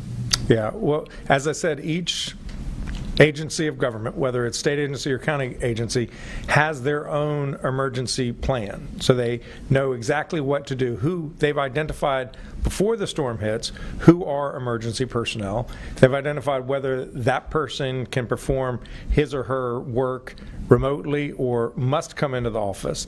Obviously, we need law enforcement, we need fire, we need EMS to be in their places of work so that when they need to respond, they can. This is one thing, unfortunately, because North Carolina has experienced so many storms of all types, whether they're winter storms like this or hurricanes, the governmental entities, they're well prepared. As a follow-up, can you speak to the lessons learned from some of those prior storms and how you're able to kind of troubleshoot some of the issues you may have run into in the past to try and avoid them moving forward? Yeah, I'll have Director Ray speak to the redundancies, but clearly we became too dependent on a single means of communication, which is our cell phone. And so we have worked hard to ensure that we have redundant means of communicating, certainly among emergency personnel, and I will ask Director Ray to come forward and speak more. Thank you, sir. I think specific to the communications point that the governor was making, and I think to expand on what we talked about yesterday, I think most of the agencies you see up here on the stage, most of the agencies represented in the state EOC or our regional centers and certainly locally have taken lessons learned, most recently from Helene or some of the more recent events, and invested in some of the redundant satellite-based technologies for redundant communication. We have a variety of redundant communications platforms, whether it's radio caches, mobile towers, mobile data systems that are able to be deployed from a variety of agencies out across the state. Some of the pre-planning, for example, that our 911 community in the state has really been focused on the last couple of years is a failover system, so that if a local 911 center in a jurisdiction is impacted, there is a failover plan for an unimpacted area to be able to continue to receive 911 calls. And again, that's the great work that community has done in reaction to many of our events. I think broadly, we always want to take a retrospective look at what we do and how we do it and how we can get better. We've done that for every event, low-level ones or major ones like we've experienced in the last couple of years, and it's certainly one that we will continue to do as we all move through this event. And just to add, I'll ask Colonel Johnson to come forward. He just briefed me on an investment that the Highway Patrol has done in the Viper network to help ensure its continued functionality even when a tower or two gets knocked out. And the radios, you can talk about radios. Yes, sir. Thank you, Governor. To that question, so the patrol maintains the state communication system across the state. And one of the investments that I was explaining to the governor is that they have the ability to adjust. So if a tower is impacted by a storm, a tower that's in an area that's not impacted can readjust its microwave system and overlap that area. So the stuff continues to work and it can communicate all our emergency services partners that operate on that system. Then another thing we have, so if you have a local agency has their communication system that's not totally on the Viper state system, we have Director Ray mentioned it, caches of radios. What that is handheld radios that operate on this state communication system. We have about a little over 3,000 of those. We can deploy those things into those communities and hand them to these agencies so they can operate. Thank you, sir. Thank you. Thanks. Any other questions in the room? If not, we'll go to those who are calling in. If you could please identify yourself and where you're calling from. Hi, this is Claudia Rivera Coto with Enlace Latino NC. Regarding shelters, what assurance are there in place to ensure Latino communities can access them without being questioned about immigration status or required to show state IDs or even having the information shared with ICE? Yeah. The shelters are operated locally, and we are in contact with our county management agencies, emergency management agencies. 11 counties have so far declared a state of emergency. Others we expect will do so today. Whether or not a local emergency has been declared, many counties are preparing either shelters or warming stations, and they are welcoming all people to come in. Director, anything to add? Thank you. Any other questions?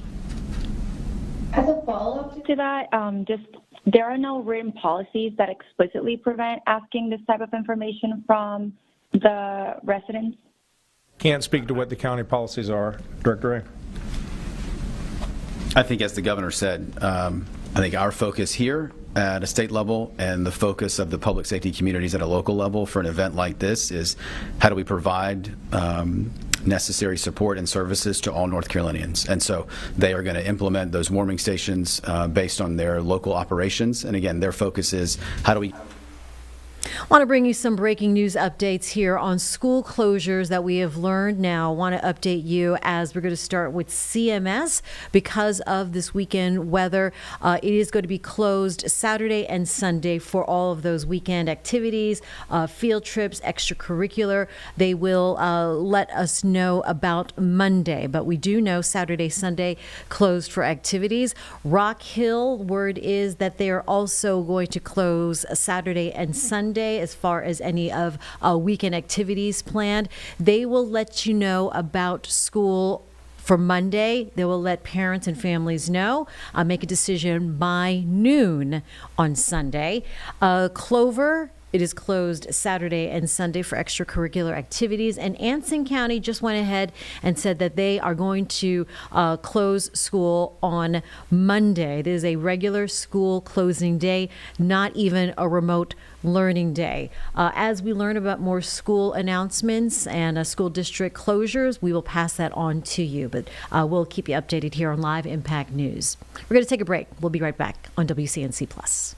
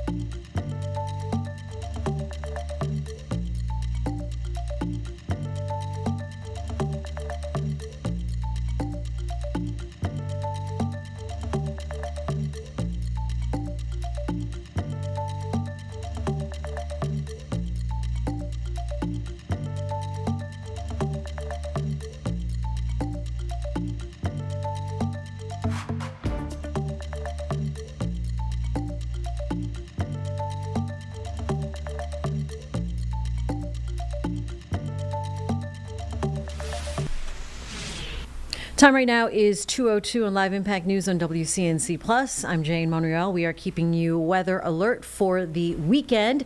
We all know by now that millions of people are going to be impacted with this historic winter storm. And with that, we have our Nate Morabito covering some of the history, digging into some of the data, I should say, on some of these past winter weather patterns. Nate, what did you find? Yeah, I mean, we've heard a lot about this 2002 ice storm this week, right? Right. Larry was here talking about it. He was showing me earlier. Every major weather event, he scribbles information on a piece of paper. And he pulled out his piece of paper. Even in here, he came and Yeah, joined us at he had some 12:30. notes. He had a piece of paper that was written, like every At the- space was taken up. At the time, did Yep. he? Yeah. It was like a quadrant, Yes. every event. And I wasn't here I was here at the end of 2002, but I was in college still. And I texted my mom earlier, and she's like, yeah, I think we were out of power for a little bit. But this was a widespread major event. And I didn't really realize how big of a deal we were talking about. I wonder if we can pull up the archive footage just for a second. This doesn't even really give you the full perspective of it. But you'll see here fallen trees on people's homes. There are trees on people's cars back in 2002. There are fallen power lines, and that's a real problem for emergency crews. Same with the fallen trees. If you're trying to get to an emergency, you're going to have to go around these things. And so that's a little bit of an idea, from just a visual perspective of what kind of a nightmare that was. But then I got this report this week, and it's something I do every kind of major weather event. There is what's called a hazard mitigation plan. it's, it kind of sounds nerdy, but the truth is it's critical when it comes to protecting our community. And the city and the county and all the cities in Mecklenburg County come together every few years to update this plan.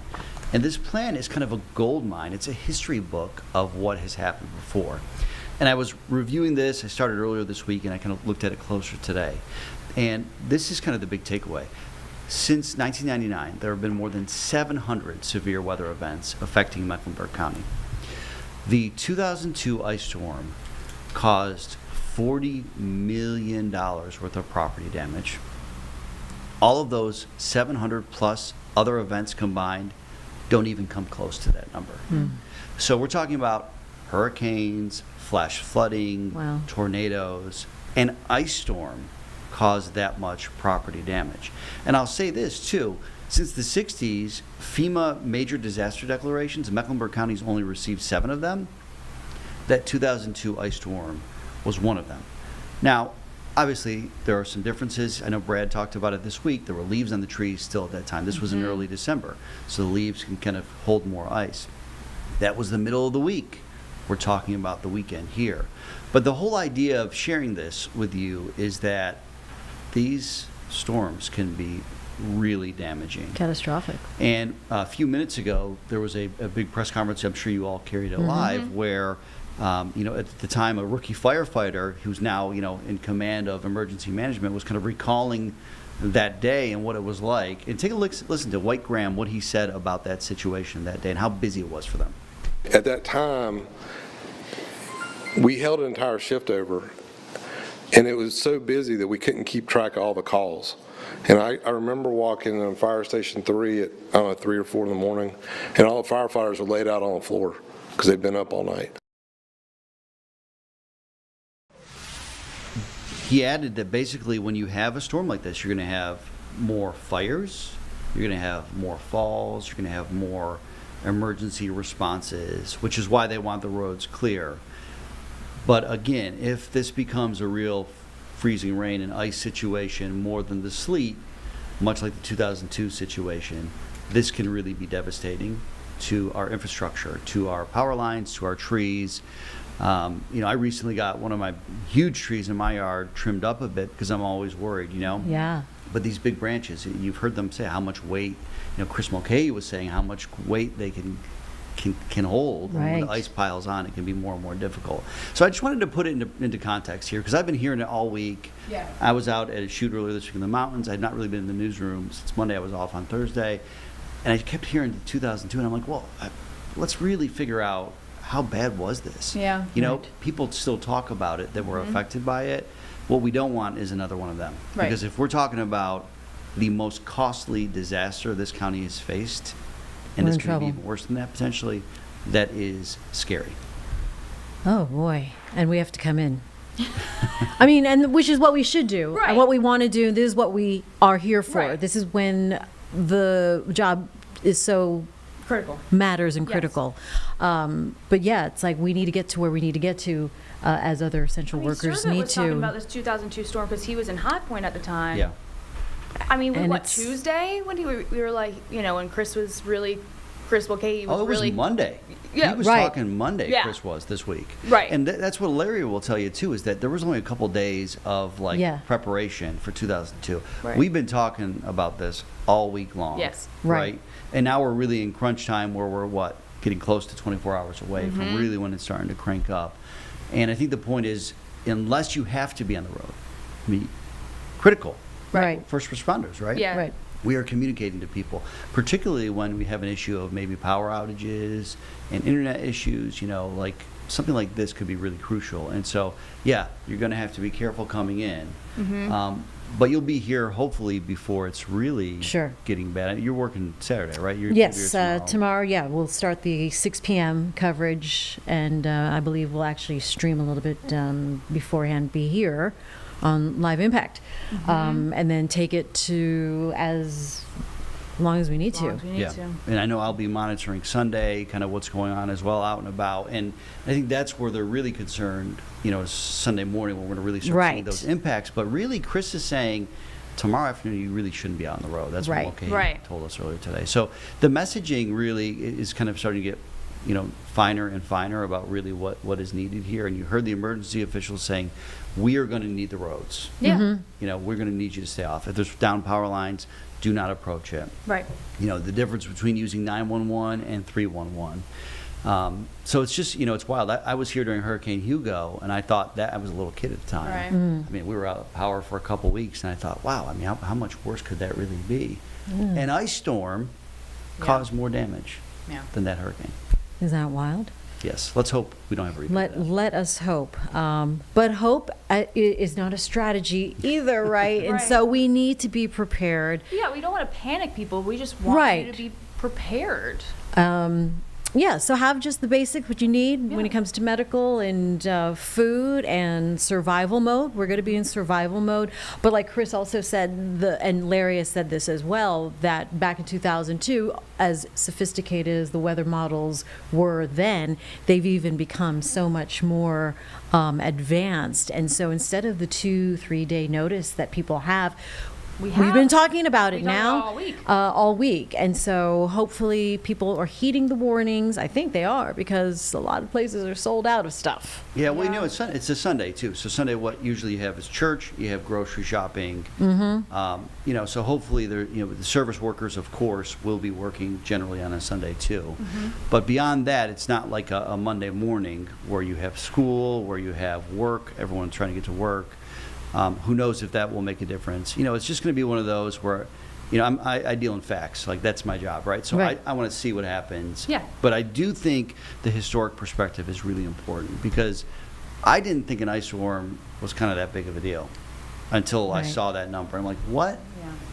$40 million? Don't think about it here. When you think about hurricanes first and foremost in the southeast as the most, as the biggies, flooding, right? That as well. And so what is the response like, where, they might be not used to it, but I've seen it in the north or, northeast and the Midwest and, by the Great Lakes, a lot of these winter Arctic storms. For these things. They've got that down, whereas, there are going to be differences in responding to disasters, natural disasters between a hurricane and a winter storm, but with folks trying to still hit the road and like, oh, it's just ice. Yeah. Well, and the thing too it is is not just ice. I grew up north, and I went to school up up north, and I've been around a lot of this. But you'll hear the meteorologists say, like, ice, there's not much you can do. You are not going to be able to protect those power lines. We are totally at the mercy of what's going to happen.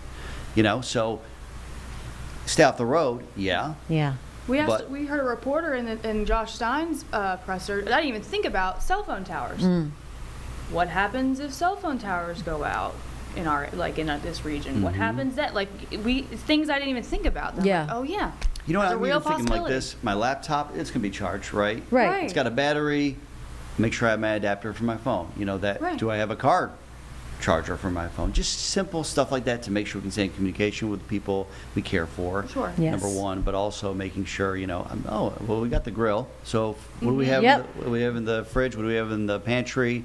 We haven't been to the grocery store this week yet, so we might be in trouble. But we got plenty of stuff stored away, and we got a grill outside. And there you go. That's the other thing. People with, who has a generator? My neighbor, thankfully, has a generator. Oh, good. But it's just starting to think through the planning parts of when it happens. You're not panicking. That is the message, too, is to be prepared so you don't panic. Right. All right, so that's what we're going to try to do here. That's what we are doing here. Here on Live Impact News and WCNC Charlotte.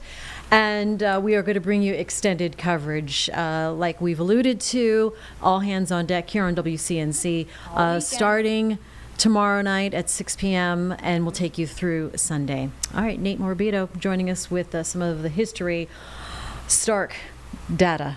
Only 3 major ice events since 1999, too, in Mecklenburg County. It's rare, so we're just not used to it either. All right, exactly. Not used to it. Yeah. All right. We will be right back on Live Impact News on WCNC Plus.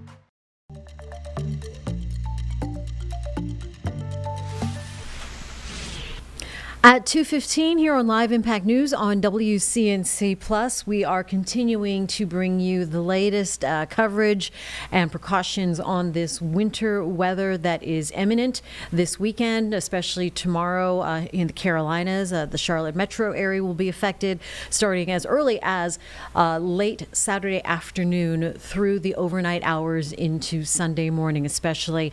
Do not want to drive. Do not want to travel if you have to. We want to go to Maryland right now.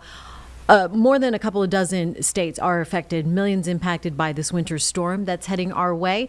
Maryland holding an emergency presser with the government's office. This is Governor Westmore.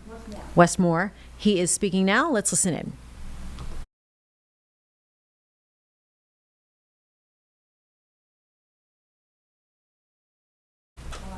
Apologies for the frozen picture. We're just going to shake that loose a little bit here. Stand by. Here we go. All right, we're switching on to router 2. Steve Board. Okay. We also have states moving in to the inner margins of the United States, to include states like Louisiana and Oklahoma. So this is not a small storm, and this is not a regional storm. This is a storm that truly will be impacting a good portion of this country. And so I know I stand with governors all around the United States in hoping and looking forward to working with the White House and working with our federal administration and FEMA on not just the before, but also the during and the after. Governor Moore, you said that when you asked the White House to declare federal emergency, to authorize for federal emergency declaration, that some of those funds would go towards resources for this weekend. Do you have a specific dollar amount that you asked for, and how much is adequate to, essentially combat this storm? Well, at this point, the answer is we're still not sure of what type of damage that this storm is going to cause. We know that we, as a state, we are preparing for the worst. We know as a state that we have mobilized every single facet of our state to be able to ensure that Marylanders are going to be safe, that for our Department of Emergency Management, that we know it's both emergency management and emergency preparedness. And so we are ensuring that in every single way that this state is going to be prepared for the type of storm that this could potentially be. And the ask that we have for the people of Maryland is that they be our partners inside this work. Governor, can you talk about the challenges that this storm faces, particularly with the ice? And in different parts of the state, we could have a lot of all snow out in western Maryland, but we could be right on that line where we get ice and sleet here, and that could really pose some dangers with power outages and things like that. You're absolutely right. This is a remarkably tricky storm.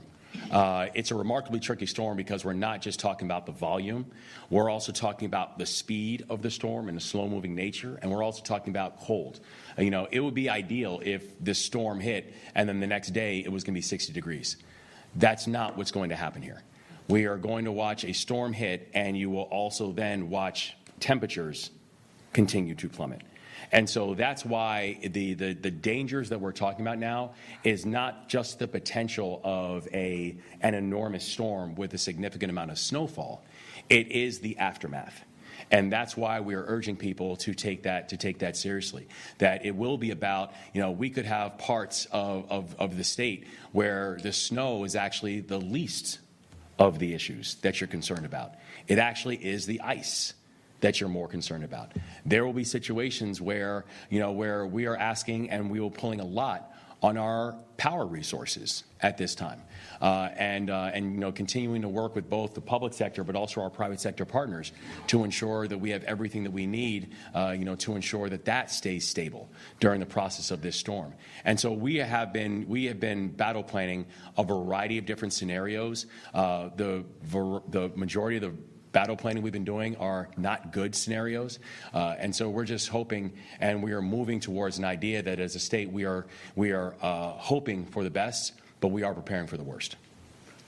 Okay, I can see Maryland National Guard here. Could they have someone talk about what they're prepared to do? Absolutely. Good afternoon. So we have approximately 160 soldiers ready on standby. that will be deploying this afternoon to several different locations. We'll be out in Hagerstown, Sykesville, Havre de Grace, Easton, Salisbury, and Dundalk initially, with a small contingent in Baltimore at the 5th Regiment Armory. We'll have high-wheeled vehicles as well as Humvees ready to assist local law enforcement, police, firefighters, and any other emergency situation that may arise. Thank you. Thanks, sir. Stay safe, everybody.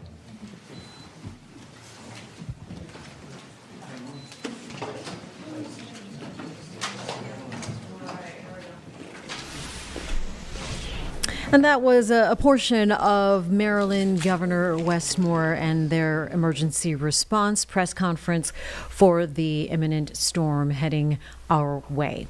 We'll be right back and take it back out to the Charlotte Metro. Keep you updated on this storm prep on Live Impact News on WCNC Plus.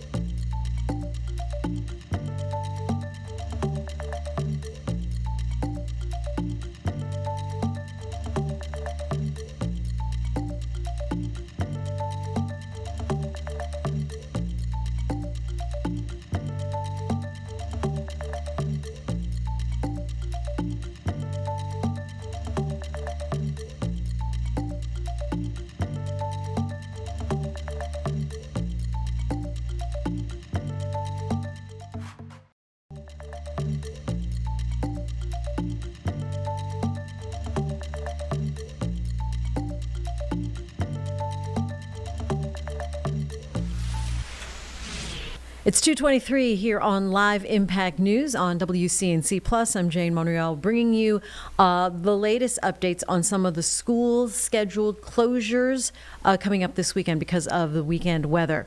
First of all, CMS, all your extracurricular activities planned for the weekend, games or field trips, Saturday and Sunday, they are canceled. School is going to be closed, and regarding school on Monday, that has yet to be announced. For Rock Hill, the same, closed Saturday and Sunday.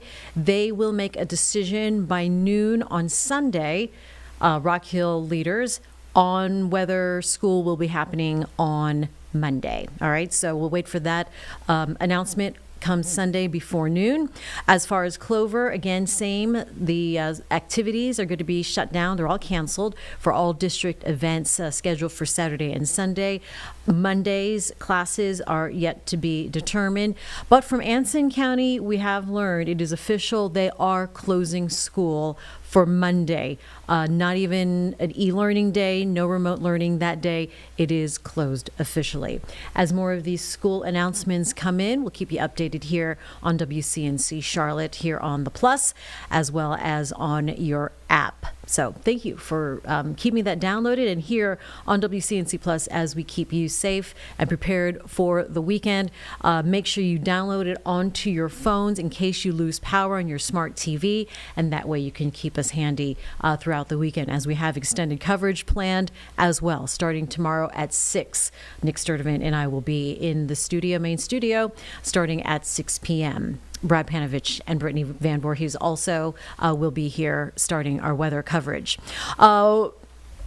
Mecklenburg County leaders are keeping us updated with how they're preparing for the weekend. They had an emergency responding EMS press conference earlier today. That wrapped up moments ago. We played a portion of it. We're going to start from the beginning now and play it for you here on WCNC Plus. Thank you for joining us today. I'm Battalion Chief John Lipsack with the Charlotte Fire. I run the Public Information Division. Charlotte has potential to experience a significant snowstorm and ice event, possibly one of the most impactful winter storms that this area has seen in several years. Because of that, it's critical that residents take steps now to prepare before conditions begin to deteriorate. Over the next several days, you will continue to hear a consistent message from city and county officials. Make sure you have working smoke alarms and carbon monoxide detectors in your home. And once winter weather begins, stay off the roads. Unfortunately, this message carries weight today. Early this morning, Charlotte Fire experienced a fatal fire in the south end of town, where no working smoke alarms were present. Situations like this underscore how important these simple safety measures are when it comes to this type of event. Today we are joined by several community partners who will share important information on staying safe during this storm and how the City of Charlotte and Mecklenburg County is prepared. Joining us today are Division Chief White Graham, Charlotte Fire and Director of Charlotte Mecklenburg Emergency Management, Karen Pelletier, Director of Community Support, Mecklenburg County, Stephen Bolt, Superintendent of Streets, Charlotte DOT. Chief Graham. Good afternoon, everybody. It's good to see all the media here. Clearly, you're here because this is a significant storm, or we think it's going to be a significant storm. You know, after Helene, we don't take anything for granted. And so when all the meteorologists that we talk to, and there's quite a few of them, have nothing good to say about the storm, and we are very concerned. And so first and foremost, I just want to remind, I really need everybody to understand that starting tomorrow afternoon, we're going to see deteriorating conditions in the Charlotte region across the state of North Carolina, and we need people to stay off the roads. This is going to be a multi-day event. Monday, the roads we expect to be terrible, but Charlotte will be fine. We'll be fine. We just have to get through the next couple days. What we don't want to have is anybody get killed or seriously injured during the storm. And so that's why we're asking everybody to stay home. The other thing to remember, this is not a snowstorm. This is not a storm where you want to go out and play, have your kids outside. We need people to stay off the roads or anywhere near the roads because we have to have our firefighters, our police officers, our paramedics, our nurses, all the key staff that have to go to and from work, that they're able to travel. Also, for those of you that were here in 2002, that was, up until that time, the busiest day the Charlotte Fire Department has ever experienced. So with very serious winter conditions, we're going to see an increase in fires, we're going to see an increase in rescues, we're going to see an increase in emergency services vehicles, and CMPD is well represented here today. And for this storm, we will be working very closely with CMPD, medic, and everybody else, but we have to allow them to do their work. The Emergency Operations Center will activate tomorrow afternoon, Saturday afternoon, based on the current forecast. But to be honest, we've been very busy all week, and all the emergency management staff, along with all of our partners, have been doing just terrific work. A state of emergency has been signed by several of our chief elected officials, and the rest are working to get those signatures. A state of emergency will go into effect tomorrow at noon, and it will open up the emergency operations plan, which is our plan here in Charlotte, Mecklenburg County, on how we bring all of government to bear on our most challenging issues. It will also prohibit price gouging, so I want to make sure that that's out there. Of course, I think the governor also does that, but price gouging is always an issue during storms, and we want to make sure that does not happen. And it will allow us to upstaff our public safety and essential employees. The Mecklenburg County Extreme Cold Weather Plan is also in effect, and warming shelters are open across the county to support residents. Karen Pelletier, our wonderful partner from the county, will be speaking about that next. Charlotte Fire is increasing staffing, as we've already indicated, and we are actively preparing. We are prepared to open shelters along with our partners across the county if needed. Supporting our residents in Mecklenburg County. What we need people to do is make a plan. I think I saw one of our meteorologists earlier talking about this is not a bread and milk type situation. This is actual preparation time. And so we need you to make sure you have everything you need and that you're checking with your family and your neighbors. And so this is always a good time to check with your neighbors. Prepare for icing below freezing temperatures for several days. And so what happens in Charlotte, and we've seen this before, we start having a lot of burst pipes across the city. 311 will be open over the weekend, and so we want to make sure that people have a place to call for non-emergency incidents that they may need assistance from the government with. Build a kit, make sure you have enough food and water, medications, and essentials for your family. Have emergency supplies in your home, including flashlights, batteries, battery-operated radios, medical supplies, non-perishable foods, and a fully charged cell phone. Gather supplies before the winter weather begins. Travel is going to be difficult. Stay tuned to your local news, and usually I tell people I have 2 or 3 ways of getting news. I know we have radio in here, we have television, but we encourage everybody to have an emergency radio. Okay, so the internet's probably going to be down. A lot of the power outages are going to be down.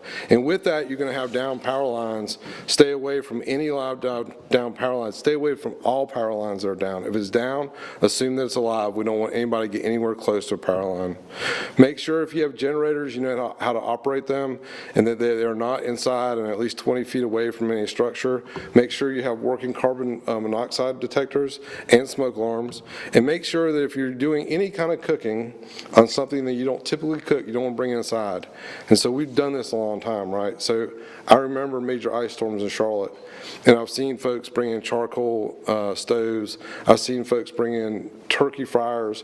I've seen folks use drywall heaters to try to heat their homes. That is not a good idea. Make sure you know what you're doing if you run out of power. And always, we talked about 311, and we definitely want to make sure that people sign up for Charlotte alerts, and you get that at charlotteckalerts.org. And that is all I've got for today. I cannot reiterate enough, we're going to be fine, but we need people to listen, and please stay off the roads. Take care of yourself, your neighbors, and your family. So Karen, next. Thank you. Thank you, Chief Graham. So my name is Karen Pelletier. I am the Division Director of Housing Innovation and Stabilization Services with Mecklenburg County. And I appreciate everyone's curiosity here to learn more about what we are doing to help serve our most vulnerable neighbors in Charlotte-Mecklenburg, and those are our individuals that we have living unsheltered throughout our county. And so Mecklenburg County has a strong history of partnership with the folks here and with our emergency shelter providers and our homeless response team. And so, like any other day, we are always working to ensure that our street outreach team. And we'll get back to the rest of that press conference here in just a minute. Want to shift gears so slightly as we are getting you prepared for the weekend storm. Of course, a big part of that, we're telling you to stay home. Travel is not good. If you stay home, we want you to be comfortable, safe, and warm. And so we want to bring in our Jessie Pierre, who is covering this part of the story for us today here on WCNC Charlotte. Hey, Jess, how's it going? I'm good. I was just actually speaking to Red Cross, and I spoke to Call Dad AC, full name, hold on, I got it, Call Dad AC Heating and Plumbing. Okay, so just kind of getting some different tips from them, just in general of things people can do to prepare, but also like be ready when the storm hits, before it hits, and also what happens if you lose power or, heating and etc. And, again, this first part is really up to you, right? You have the clock is ticking. The gentleman with the Red Cross, he said the first 72 hours is up to you, right? So it's all about preparation, making sure you have the food supplies that you need, dry food in case your fridge goes out and your power goes out and you won't be able to use your refrigerator. Or you don't want you'll have spoiled food and so forth. So dry foods that you can have, canned foods. Make sure you have a can opener that is not electrical, because if you don't have no power, you won't be able to open that. You want to make sure that you have water. He suggests 1 gallon per person, 1 gallon a day per person is kind of like what you want to aim for. And then just different things like supplies, right? Batteries, extra batteries, flashlights, and kind of make sure all of those things are handy. You know where they are, and just have a plan in place in case there is an emergency, in case you have to, in case you do need to go to a shelter, you already know exactly where it is. You have the address. You know exactly where you have to go to get that. Make sure your car is filled up with gas in case you do have to leave. Although, again, the message is for you to stay home, but just in case there's an emergency. And then if you do lose power, things like, kind of picking one room and living there. And, using towels, blankets, different things like that to kind of use it to cover the cracks of the doors and the windows, close those up, just to try to maximize the heat and and minimize any heat loss possible. If there is sun out and it's a daytime, you can open those blinds up because, you want to get that heat in. But at nighttime, obviously, you want to keep everything closed. Any doors in the house or home, close those doors. You just kind of, that was one of the things he said, just kind of stay in one room and close the other doors because that draft, all of that is creating extra air and everything like that. Stay in one room, close all the doors. While you're there with the flashlight, take out the board game. This is a good time to reconnect with family members and, play some games and chat and, make use of the time with no extra power and electricity. And, it is important to have your phone charged, but put them away. Yeah, I mean that's a good tip. Now I got to buy some board games on top of the snow melt. Okay, but Jess, I like. Yeah, I do have a little thing of Connect 4, a little travel version of Connect 4, right? That's something. The old school game. How about when you find things that are broken after the storm passes, what are some of the quick fixes on the other side of this? I guess it just kind of really depends on what's broken, right? Do you need an expert to come in and fix anything because you don't want to make it worse? Anything you can do beforehand to protect your pipes, you know what I mean, and keep them, warm. I know they say any of the pipes outside, or actually, I'll leave that one away, but I know there's things you can do to protect your pipes, you know what I mean? So anything you can do to prevent any further damage, do so. I know I'm not a hands-on type person, so I'm gonna have to call whoever to come fix anything that needs to be fixed. So if it's better and it's to prevent further damage, I would say call an expert, Oh, yeah. I like to keep those things to the experts. Any surprise takeaways for you? With these things, I think it's all about preparation. You just never know how it's going to go, right? It can be the worst of the worst, or it can be pretty light, right? And then we'll be happy that, the canned food that you got doesn't, expire. So you have it for next time. You know what I mean? So it's better prepared than, it's better safe than sorry, I think it's a reminder to check those emergency kits in the car. Just in case you do have to be out and about, you do have water in your car. The Red Cross said, you can survive on a few days if you have water. You know what I mean? So it's just kind of like things that you need to make sure you have the warm clothes, batteries, chargers, and things like that. So, we're just kind of getting ready and just, making sure we listen to the authorities, when they say to stay home, we want to make sure that, you guys are out there and you're doing so because it's less, so they don't have to come and, save you out there in the world. You know what I mean? So stay home unless, you're dealing with the slick roads, which is already going to be a mess. So stay home, stay warm, and just Play wait it some out, games. you know? Yeah. Play yeah. some games, get out the board games. There you go. All right, Jesse. Thank you for that update. We'll see you on WCNC Charlotte later this afternoon. Appreciate the convo. All right, we're going to live in one room. Thank you. All right. And we'll be right back on Live Impact News on WCNC Plus.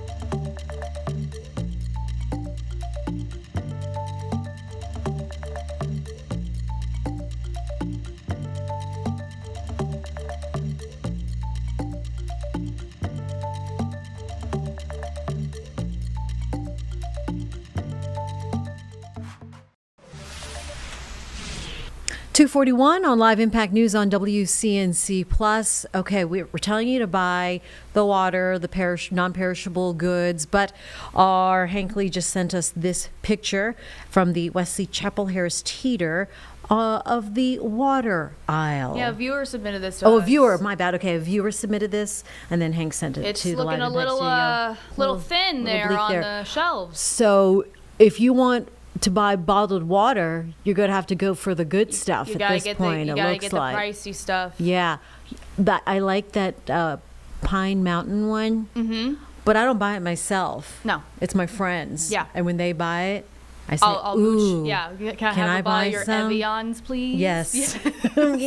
That's what water is like. But hey, listen, you don't need to buy the water per se, because right now water is good. We have water. So right now, go ahead and fill out your containers at home.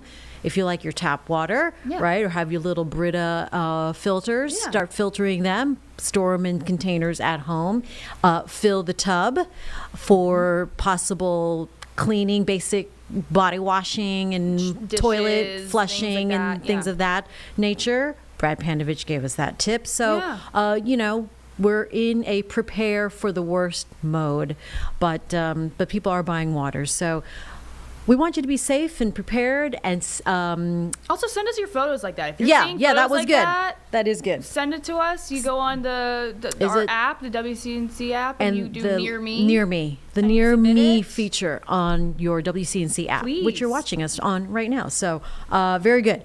All right, so we will keep you updated with that.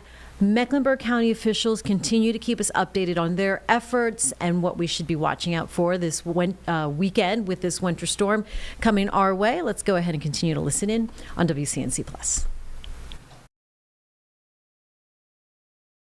Have what they need to help people who are living unsheltered and who are interested in shelter to come inside.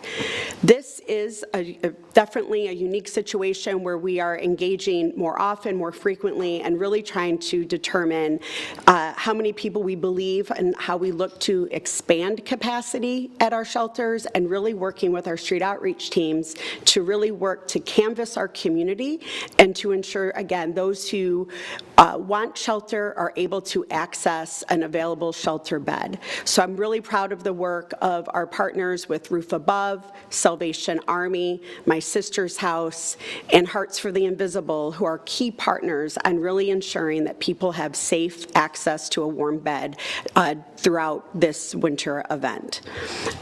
We will be working with street outreach teams that are going out, like I said, sharing that, and then working to ensure that as people seek shelter at either a men's shelter or our women and family shelter, that they are able to have that shelter space. And that is all I had for today. Next up, we have Stephen Bolt from Charlotte DOT. Hey, good afternoon. My name is Stephen Bolt. I am the street superintendent for the Charlotte Department of Transportation. So as CDOT, just like everyone else, we're anticipating a significant icing event over the weekend that is going to carry into early next week for its impacts. So we have been proactively pre-treating streets yesterday, today, and through tomorrow until the event starts. So we're doing everything we can to prepare for this on the street side. We are also working in coordination with NCDOT, who are our partners responsible for treating interstates and state routes. At that time that the pre-treatment stops, we will transition into treating and fighting the ice potential that we're seeing. So our crews will come on tomorrow at 7 o'clock in the morning, and they will make that transition in the afternoon to start the process for fighting the ice. We will stay on shift until we have completely removed the ice from our primaries and our collector streets, and then focus on getting into neighborhoods as we can.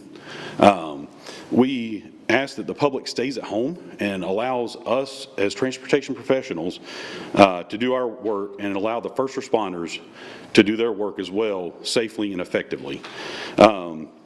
We have treated almost 1,300 miles with brine at this point. We're going to continue treating to tomorrow to make sure we get good coverage. You'll see us out there. You'll see NCDOT out there.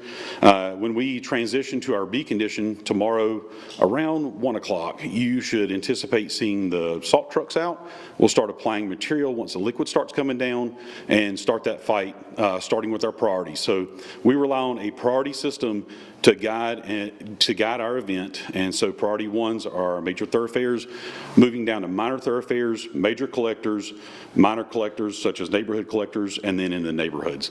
It is a lot of mileage, so we treat about 2,200 lane miles for this event, and it's probably going to take multiple cycles to fight this because it is low temperatures. But we've got our toolbox in place and we're ready to respond. Our crews are also creating extra signal assemblies so that we can be prepared if this ice comes, because it's one of our biggest concerns is that not only that our infrastructure and the ice will combat each other and potentially fail from the weight, but also all the trees that we're dealing with in Tree City are going to potentially create issues and take out our signal infrastructure. I can't stress enough, please stay home if you can, but if you have to go out, if you encounter a dark signal, understand that is a always stop condition. Please take your time, be safe. You also please call 911 for any down lines. Don't try to cross them, don't try to go under them, don't approach them.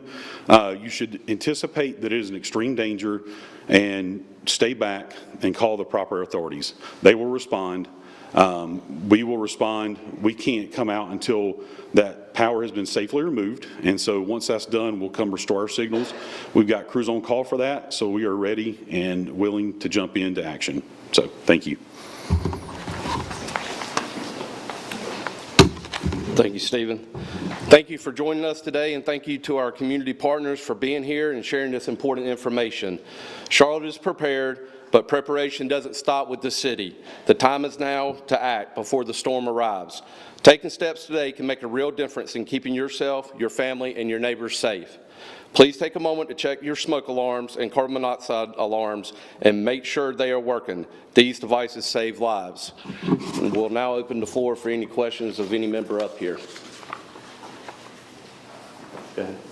This is from somebody at our station at WCNC Charlotte, another reporter, but we did want to ask, for anybody that was here during the 2022 ice storm, the city records show that that was the most devastating weather event of the last 25 years when it came to property damage costs. What's the extent of that property damage? What was the biggest concerns when it comes to the storm that we're looking at this weekend?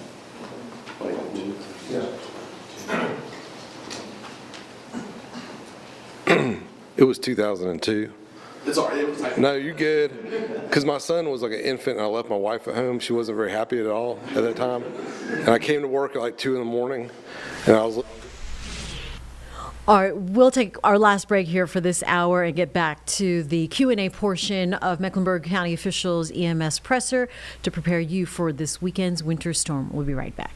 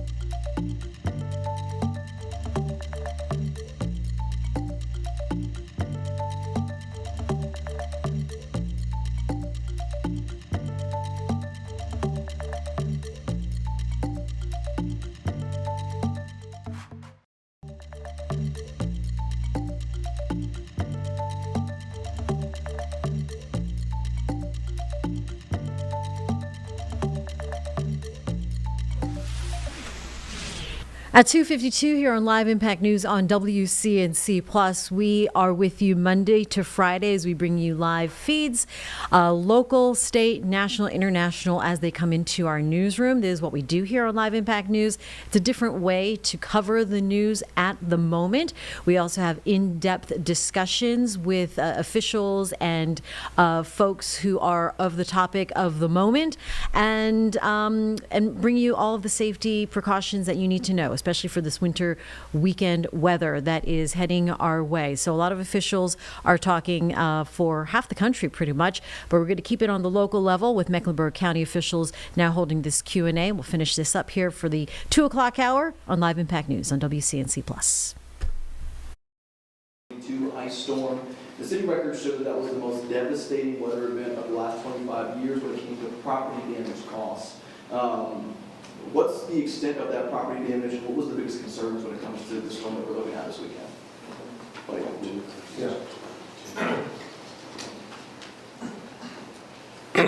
It was 2002. It's all right. It was like, No, you're good. Because my son was like an infant, and I left my wife at home. She wasn't very happy at all at that time. And I came to work at like 2 in the morning, and I was listening to John Hancock going down Providence Road, and he was there at the radio station. And at that time, we held an entire shift over, and it was so busy that we couldn't keep track of all the calls. And I remember walking on Fire Station 3 at, I don't know, 3 or 4 in the morning, and all the firefighters were laid out on the floor because they'd been up all night. So there's no one way to like figure out like how much damage. You know, that is a very, I'm always very leery when someone says this is all the damage. Like, who counts that? I don't know. Where does that number come from? Well, we will say, and so for anybody, insurance is always your first line of defense. Okay, make sure you have insurance. But then we're worried right now about lives. And so we want to make sure that no one loses their life in Mecklenburg County because of this storm. We want to make sure that parents know where their kids are. We want to make sure that people are selling the message, stay off the roads. Be prepared now and stay off the roads. I don't know if that answers your question, but it's kind of difficult. Brett's got a question, of course. That's what he does. Just curious, in terms of like, what specifically will you guys be doing? What calls will the fire department be responsible for?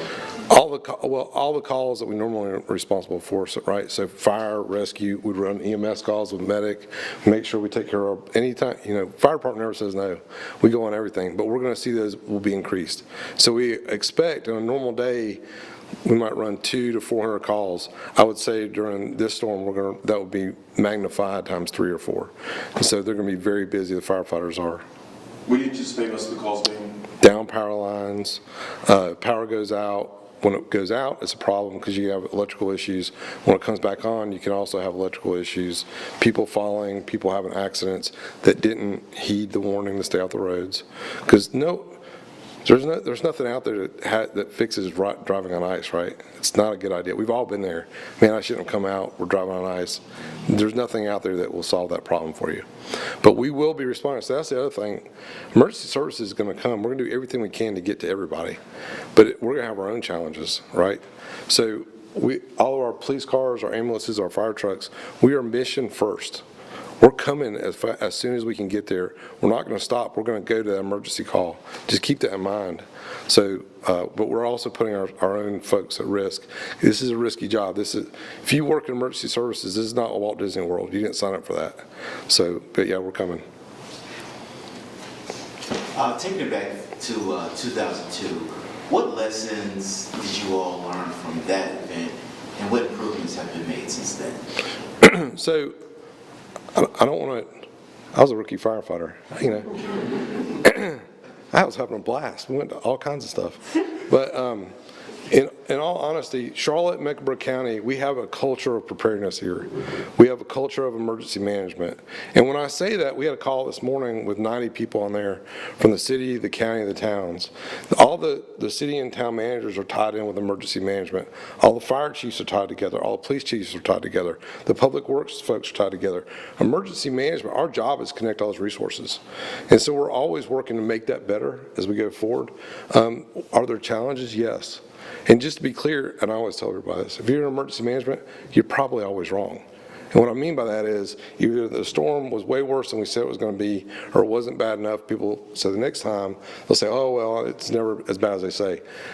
I'm past that. We prepare for the worst. And so our plan is always to be prepared for the extreme. This is a question for Karen.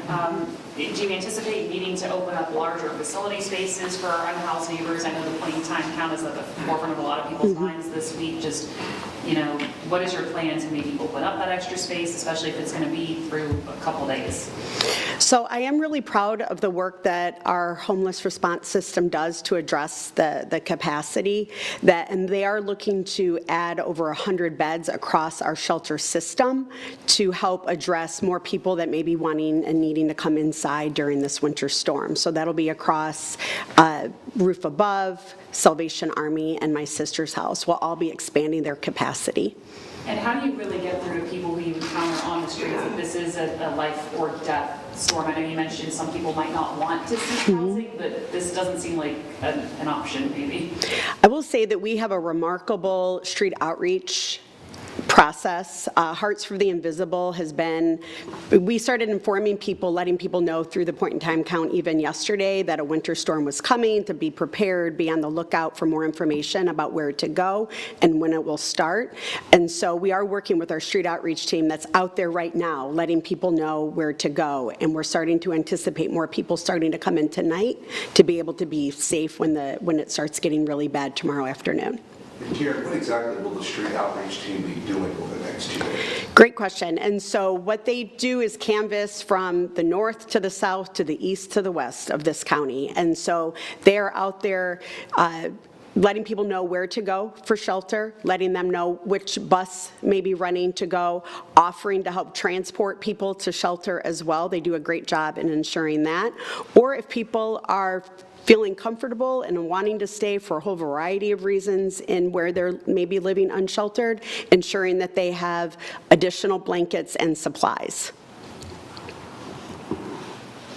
With the same duty officer, I'm just curious, could you, sort of the same lines that I asked Deputy Chief Graham, could you just talk about what kind of calls you guys will be going to as opposed to, say, the fire department?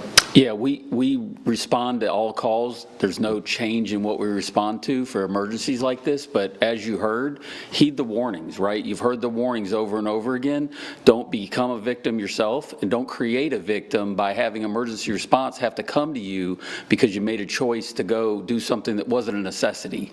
So CMPD is fully operational. There's no change in procedures as of now, and we'll continue to, be out there, and we do ask you to call 311 or report a crime online for something that you wouldn't have to see an officer to reduce traffic on the road, but continue to heed the warning that you've heard from all the partners up here today. And please call 911 if you see a dangerous situation so that we can try to deter people from that and keep people safe. We know that the wrecks tend to be a lot more than things like this. Are you guys bringing on more staff to try and handle the volume of wrecks? Yeah, we've increased staffing through our communications and patrol, and then we're going to have partners in the emergency center here with the team all weekend. So that'll be a priority for us. And again, try to stay off the road. Try to pre-plan today, tomorrow, so that you don't have to get in your car or touch your car throughout the entire incident. Thank you. All right, folks, you heard it there from pretty much every single emergency manager in the city, in the county that matters. This is going to be a serious storm. Do not take it lightly. Heed those warnings. Stay off the roads. Stay home. This is going to be a big one.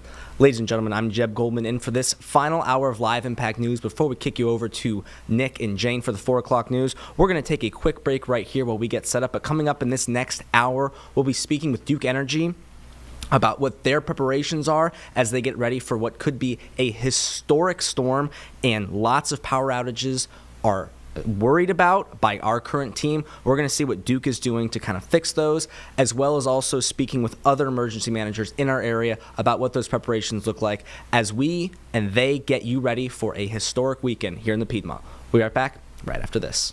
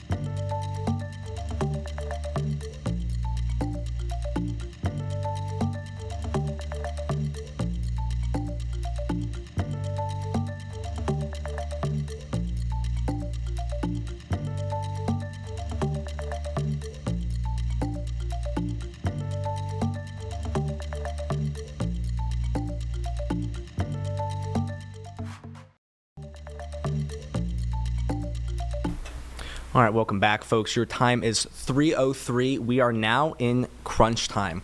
We are about 24 hours from when we expect to see some sort of precipitation. We do believe at this moment it will be snow this time tomorrow, 3 o'clock in the afternoon. Extremely crucial timing right now to get that preparation in, whether that's getting food, making sure that your heat is on. I know my apartment complex let us know today to actually, and Carlene, you might find this interesting, to open up the cabinets by your sink, any kind of like by the bathroom, all those kind of things, so that the warm air kind of flow through that Makes space. sense. Which I thought was interesting. So now is the time to make those preparations. I am sure we've seen pictures, grocery stores. Yep, you Right can there. pull that. Yep, Boom. that is the look. Is it Harris This Teeter? is Teeter down in the Wesley Chapel area, Yep. so that's like in Union County. I mean, it is slim pickings. But that's a good sign. It shows that people are preparing and heeding our advice, which we taking appreciate. it seriously. Yep, We don't want you to panic. exactly. But just take it Heed our seriously. advice. Right. I mean, here's the thing: is with any time you have a system like this, you want to show a level of concern because it's better to be over prepared Right. than under. So We I'm. want it to be. We want it to. Oh, I hope this blows over. I It's hope it just blows over. a and it nice wasn't little as wet, bad. I hope it's cold not rain. as Right. bad But as we've talked to Brad. I mean, he's expressing concern. Every meteorologist in the area is expressing concern. So we want to make sure that people. Brad's are, very level-headed too. If he's Yes. concerned, it makes us concerned. Yeah. When Brad does, I mean, I've been doing the weather show all week. Right. And hearing him and Tim Buckley at WFMY, our sister station out in Greensboro, talk about this storm, it's going to be unlike anything that I've seen since I've been in Charlotte, and I assume a lot of people as well. So we want to make sure people are prepared. We appreciate everyone watching our coverage, paying attention. Our majestic storm actually broke down the timeline and what you should expect going into the next 24 to 48 hours. Let's take a listen in. Well, you just heard right there from Governor Josh Stein. One thing that he did say is this is a serious storm. They're taking it seriously, and so should everyone else. That is from the governor. And heading it right over to meteorologist Majestic Storm, really good message there because there is a lot happening in this forecast. And we've been really preparing people for the last several days, saying, hey, this is a really serious storm that we need to start being ready for and prepared for. And now we're one day away, really just fine-tuning that forecast, confident that this is going to bring some problems across the Carolinas. Right now, though, it's fine outside currently. Temperatures will rise into the low 50s today, but really we've already issued a WCNC weather impact alert weekend for Saturday, for Sunday, and straight into the first part of the day on Monday, because while we're going to be dealing with a lot of wintry conditions, even by Monday morning, the temperatures are going to be so cold that anything that actually falls, it's not going to be going anywhere anytime soon. So again, Saturday evening through Monday, that is our win. The greatest impacts will be dangerous roads. We're talking about dangerously bad conditions. If you have to be out on those roads, I mean, you're really going to want to hone it in, make sure you're traveling with caution, but you're going to want to mostly stay at home because by Sunday, we could see a lot of ice just covering everything. You need to be prepared for possible power outages, and like we've mentioned, just staying at home for multiple days. So for the rest of our Friday, we have no big concerns. For the first part of Saturday, not seeing any major concerns either. I would say really between 2 and 6 o'clock, it is time to just settle down, get home, because we're going to start to see those impacts. First, we could see actually a little bit of snow bursts that are really not that big of a deal. Still, the biggest concerns will be accumulating sleet and then ice. So let's look at this. You can see this graphic here. All of this purple is indicating sleet and ice. That is going to be our biggest concern. Very slick and icy conditions. Yes, the concern for power outages and just dangerous traveling conditions. Up to the north, yes, some snow, and then just to the south of us, that cold rain. But here's the deal. We're forecasting 1 to 3 inches of sleet. Remember, sleet is basically tiny little ice balls that are continuing to accumulate, 1 to 3 inches of that, and then on top of it, a glazing of ice up to 1/2 of an inch. So bottom line, the ice is going to be our biggest concern. While we're looking at futurecasts, this will be for the rest of the day today, about 9 o'clock tonight. Not seeing any problems if you have plans tonight. Heading into tomorrow, though, here's Saturday morning. Again, starting out cold, but we're not seeing that precipitation until later in the day. So if you have any last-minute things that you need to do, I think the first half of Saturday, it's fine. 3 o'clock in the afternoon, this is still Saturday, we'll start to see that mountain snowfall. And then here we go, 8 o'clock Saturday night, everyone needs to be in place. Make sure you're at home by this point because this is going to be coming down as sleet. The purple is all indicating indicating sleet across the high country right here in the city. Heading into Sunday morning, here 7 o'clock, this pink here is indicating that freezing rain. So it's a little deceiving because you look outside, you think it's just rain, but because that thin layer of very cold air right at the surface, that rain is going to freeze anything that it has contact in as it touches the surface. There's 3 o'clock in the afternoon for our Sunday still below freezing for us, and this will continue for hours, so we'll have plenty of time to accumulate not just sleet, but unfortunately, then we're going to be looking at that freezing rain. Here's the thing, it doesn't take that much freezing rain and ice really to bring some big impacts, and we're forecasting that some areas could see up to a half of an inch of ice. That is seriously problematic. I wish it was all snow, but really, this is not how the storm system is going to play out. Now in the mountains, yes, likely going to start to see some snow Saturday earlier in the day. And could we see a little snow in and around Charlotte? It would be very minimal. Small bursts that could be a little exciting for a small time, but really it transitions into that sleet and freezing rain quite fast, and that becomes widespread. Live look outside though for our Friday forecast. Cloudy skies, temperatures right now into the 40s and low 50s for most of us. Hour by hour forecast for the rest of the day today. Small rain chances, but really today is the last day. Get outside, prepare for this, because anything that falls on the ground, whether it's the sleet that we're accumulating, the freezing rain, or the snow up in the high country, it's all going to stay. Overnight lows Sunday and into Monday, 28 degrees. It's going to be a cold start to early next week, 14 degrees out the door on Tuesday. So Megan, we're following a lot of things, but we know that that cold Arctic air back behind it is also going to be something for us to pay attention to. All right, folks, that was Majestic Storm breaking down what you can expect this weekend. Now, we want to take you out to a live scene happening right now. This is in Minneapolis, Minnesota right now, where tensions are continuing to rise. Right now, hundreds of protesters are currently gathered in the city in negative 10-degree weather to protest ICE operations in the city.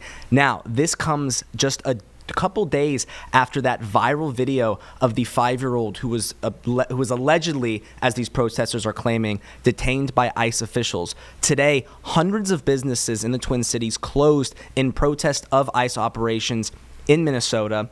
Community members are asking right now for no school, no work, and no shopping in a protest they are calling the Day of Truth and Freedom. Now, this has been the latest development in what has been a series of rising tensions in Minneapolis since the ICE operations and since when Renee Good was shot and killed by an ICE agent. Vice President J.D. Vance was in Minneapolis yesterday. We had that live here on Live Impact News. He blamed a failure of cooperation by local and state authorities for those rising tensions. Border Patrol Commander at Large Greg Bavino has alleged that Minneapolis PD has, quote, ignored the Fed's request for help, alleging, again, that local law enforcement officers have not been responding to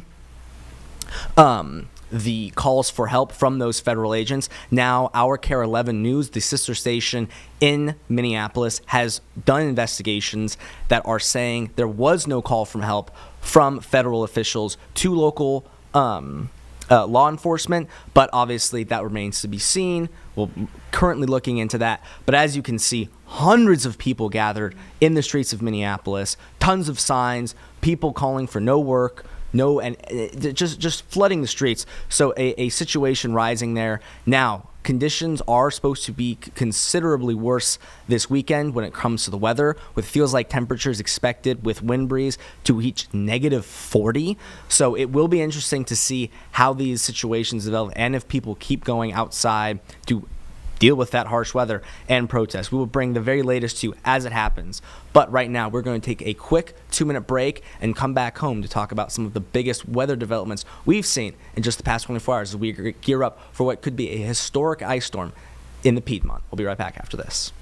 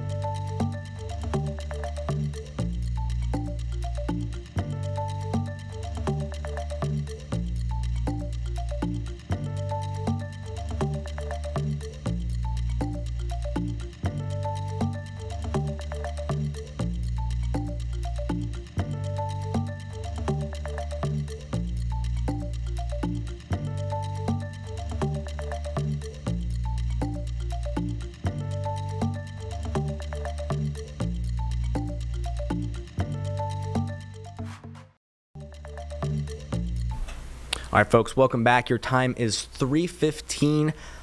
Right now, over 160 million Americans are gearing up for what could very well be a historic winter storm. Folks here in Charlotte expected to see near record levels of ice. Folks a little more north of us, thinking like Boston, Virginia, they're expected to see a little more snow. Right now, there is a live update coming from Boston, from officials there, about what to expect. Let's take a listen in to see what they're saying right now. DCR Deputy Commissioner Rob King, MBTA GM and Acting Transportation Secretary Phil Ang, Undersecretary and Highway Administrator Jonathan Gulliver, Mass DOT CEO Ryan Caholen, Secretary Augustus of Housing and Livable Communities, Brian Ritzinger of the Department of Public Utilities. Look, we're here today to talk about freezing temperatures, which are going to be really, really bad tonight and continuing through the weekend, and also a storm, or snowstorm. We haven't had one of these like this year, so it is a big deal for the state. We wanted to be here today to tell you a little bit more about it and what our asks are of you. We're taking this storm very seriously. I have activated the State Emergency Operations Center and directed all relevant agencies to deploy resources. Our state teams have been making preparations since this forecast first emerged. We're coordinating state agencies, working with partners, municipalities, utilities to be ready and to support our residents. Mass DOT is pre-positioning equipment and supplies. Public safety teams are ready. Here's what we expect to see. Starting tonight through tomorrow, we should see temperatures in the single digits and low teens. We'll also see wind chills in the low single digits. So the risk of frostbite is great if you're outside for any amount of time. On Sunday, we expect to see the snow start in the morning. It's going to move south to north across the state, continuing through Monday. We estimate total snowfall to be between 12 inches and 2 feet, so 1 to 2 feet of snow across the state. Here's what I'm doing right now. I'm declaring Monday a remote work day for non-essential state employees. I encourage employers in the private sector to think about doing the same. Here's what I'm asking of the public. First of all, if you can do it, stay indoors this weekend. It's just going to be way too cold. If you do have to go outdoors, please dress warmly in layers.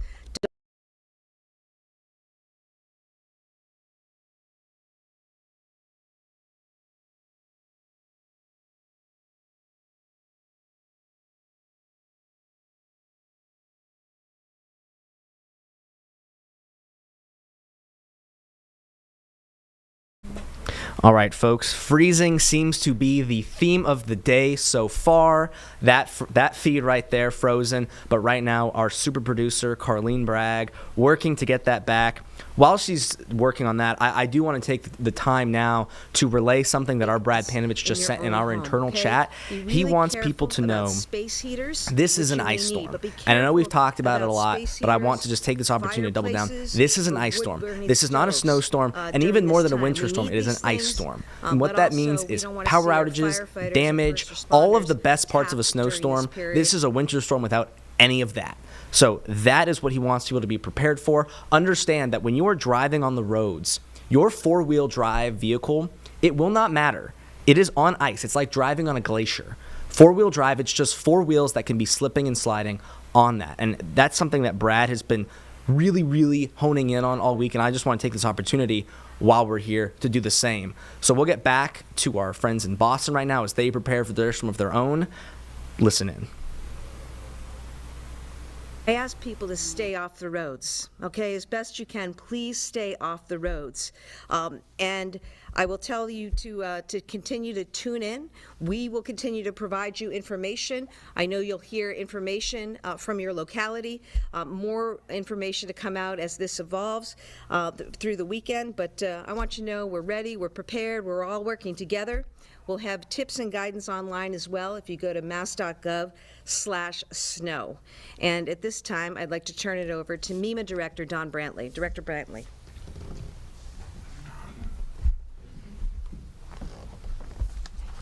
Thank you, Governor. Good afternoon. I'm Dawn Branley, Director of the Massachusetts Emergency Management Agency. So I want to provide an update on what we've been doing to prepare for the dangerous weather affecting the Commonwealth this weekend. This is a long-duration storm. We're looking at dangerous cold, then more than a day of snow with travel impacts, and cold lingering behind it. We are focused on staying ahead of this, coordinating resources, sharing timely information, and supporting our local officials so that communities can respond quickly if conditions worsen. We are activating the State Emergency Operations Center at MEMA headquarters in Framingham to coordinate statewide response and information sharing. We are also activating all 3 of our regional emergency operations centers in Agawam, Tewksbury, and Franklin in order to maintain real-time communication and support to local emergency management and public safety partners across the Commonwealth. We're coordinating closely with the emergency support function partners, especially our energy sector and transportation partners. And we're maintaining continuous situational awareness through the weekend, monitoring forecasts, coordinating around road and weather impacts, and supporting our municipalities with resources and planning. MEMA regional staff have already been in contact with local emergency management directors, and that will of course continue throughout the storm. We work to identify needs, confirm their plans for things like warming centers, resource requests, and communications. And this weekend is really about planning ahead, limiting your risk, and staying informed, especially because these impacts will last through Monday. Stay warm and reduce your time outside. If you don't need to go outside, don't, especially overnight Friday into Saturday during those coldest periods. Check on older adults, neighbors who may need help, and anyone without reliable heat sources. For warming center options in your community, call Mass 211 or check with your local emergency management director. Test smoke and carbon monoxide alarms today, use space heaters safely, and I encourage you to continue to watch the forecast and plan and prepare now to stay safe through the weekend. With that, I'll turn this over to Secretary Ng. Thank you, Director Brantley, and thank you, Governor. The MassDOT and the MBTA have been preparing for these types of events since well before the winter. And as you heard the Governor, this is probably our largest storm in several years. Not only will it be cold temperatures, it is of long duration, beginning Sunday into Monday, and that can vary. Having said that, both Undersecretary Gulliver and COO Ryan Caholen, they will talk more specifics about both MassDOT and the MBTA, but I do want to say a few things. With regards to the RMV, our contact and service centers and road tests will be closed as a result of the weather on Monday. With regards to if you have any travel, we do strongly recommend you avoid travel, only essential travel if you have to. And if you do, and if you encounter snowplows, please give them space. It's important not only for their safety, but for your safety. We strongly recommend that you avoid travel if you can. If you need to travel on the transit system, give yourself additional time, both whether you're on the roads or on the transit system. Hold on to the handrails, watch your steps. In all cases, it's important that you really try to avoid that travel. And the last piece, if for any reason you do have airlines, flight schedules, please check your airline schedules. That's important as well. We are going to continue monitoring the storm as the weather predictions come through, and there may be adjustments to what you'll hear from both Jonathan and Ryan. However, having said that, everything is based on the current information. So with that, I just want to wish everyone to be very careful. As the Governor said, plan ahead and avoid outside activities if at all possible. Thank you. Thank you. Secretary Gulliver. Jonathan Gulliver. All right, good afternoon, everybody. My name is Jonathan Gulliver. I'm the Undersecretary of Transportation and the State Highway Administrator. So as you've heard, MassDOT crews have been preparing for this for some time. We have our snow and ice team works around the entire year to make sure that we're ready for a storm just like this one. We have over 3,200 pieces of equipment ready to go for this storm. I expect that we're going to be deploying most of those at the height of this storm. This is a pretty big and intense storm with a long duration. Our salt supplies for both pre-treatment and for salt during the storm are in really good shape. Our salt sheds are full. We are ready to go. So we are, again, this is something that we train for, our crews are ready, and we'll take whatever this storm is going to bring our way.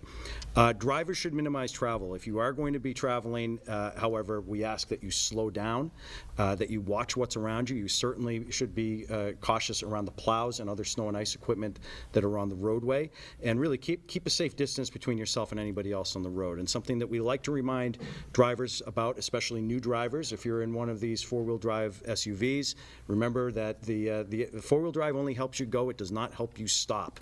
And it's one of those things that we see every year, is that we see a lot of new drivers that get into trouble with those types of vehicles. So please use extra caution regardless of what you are driving. Again, we are encouraging remote work, especially on Monday. If travel is unavoidable, we should first clear snow from your cars completely before getting on the roadway. The loose snow and ice, not only is it the law, but it can cause damage to nearby vehicles and can impede you and get you in a crash. And we want everybody, first and foremost, to be safe. If you do need to be on the road, especially on Monday, we are advising that travel could be difficult at times.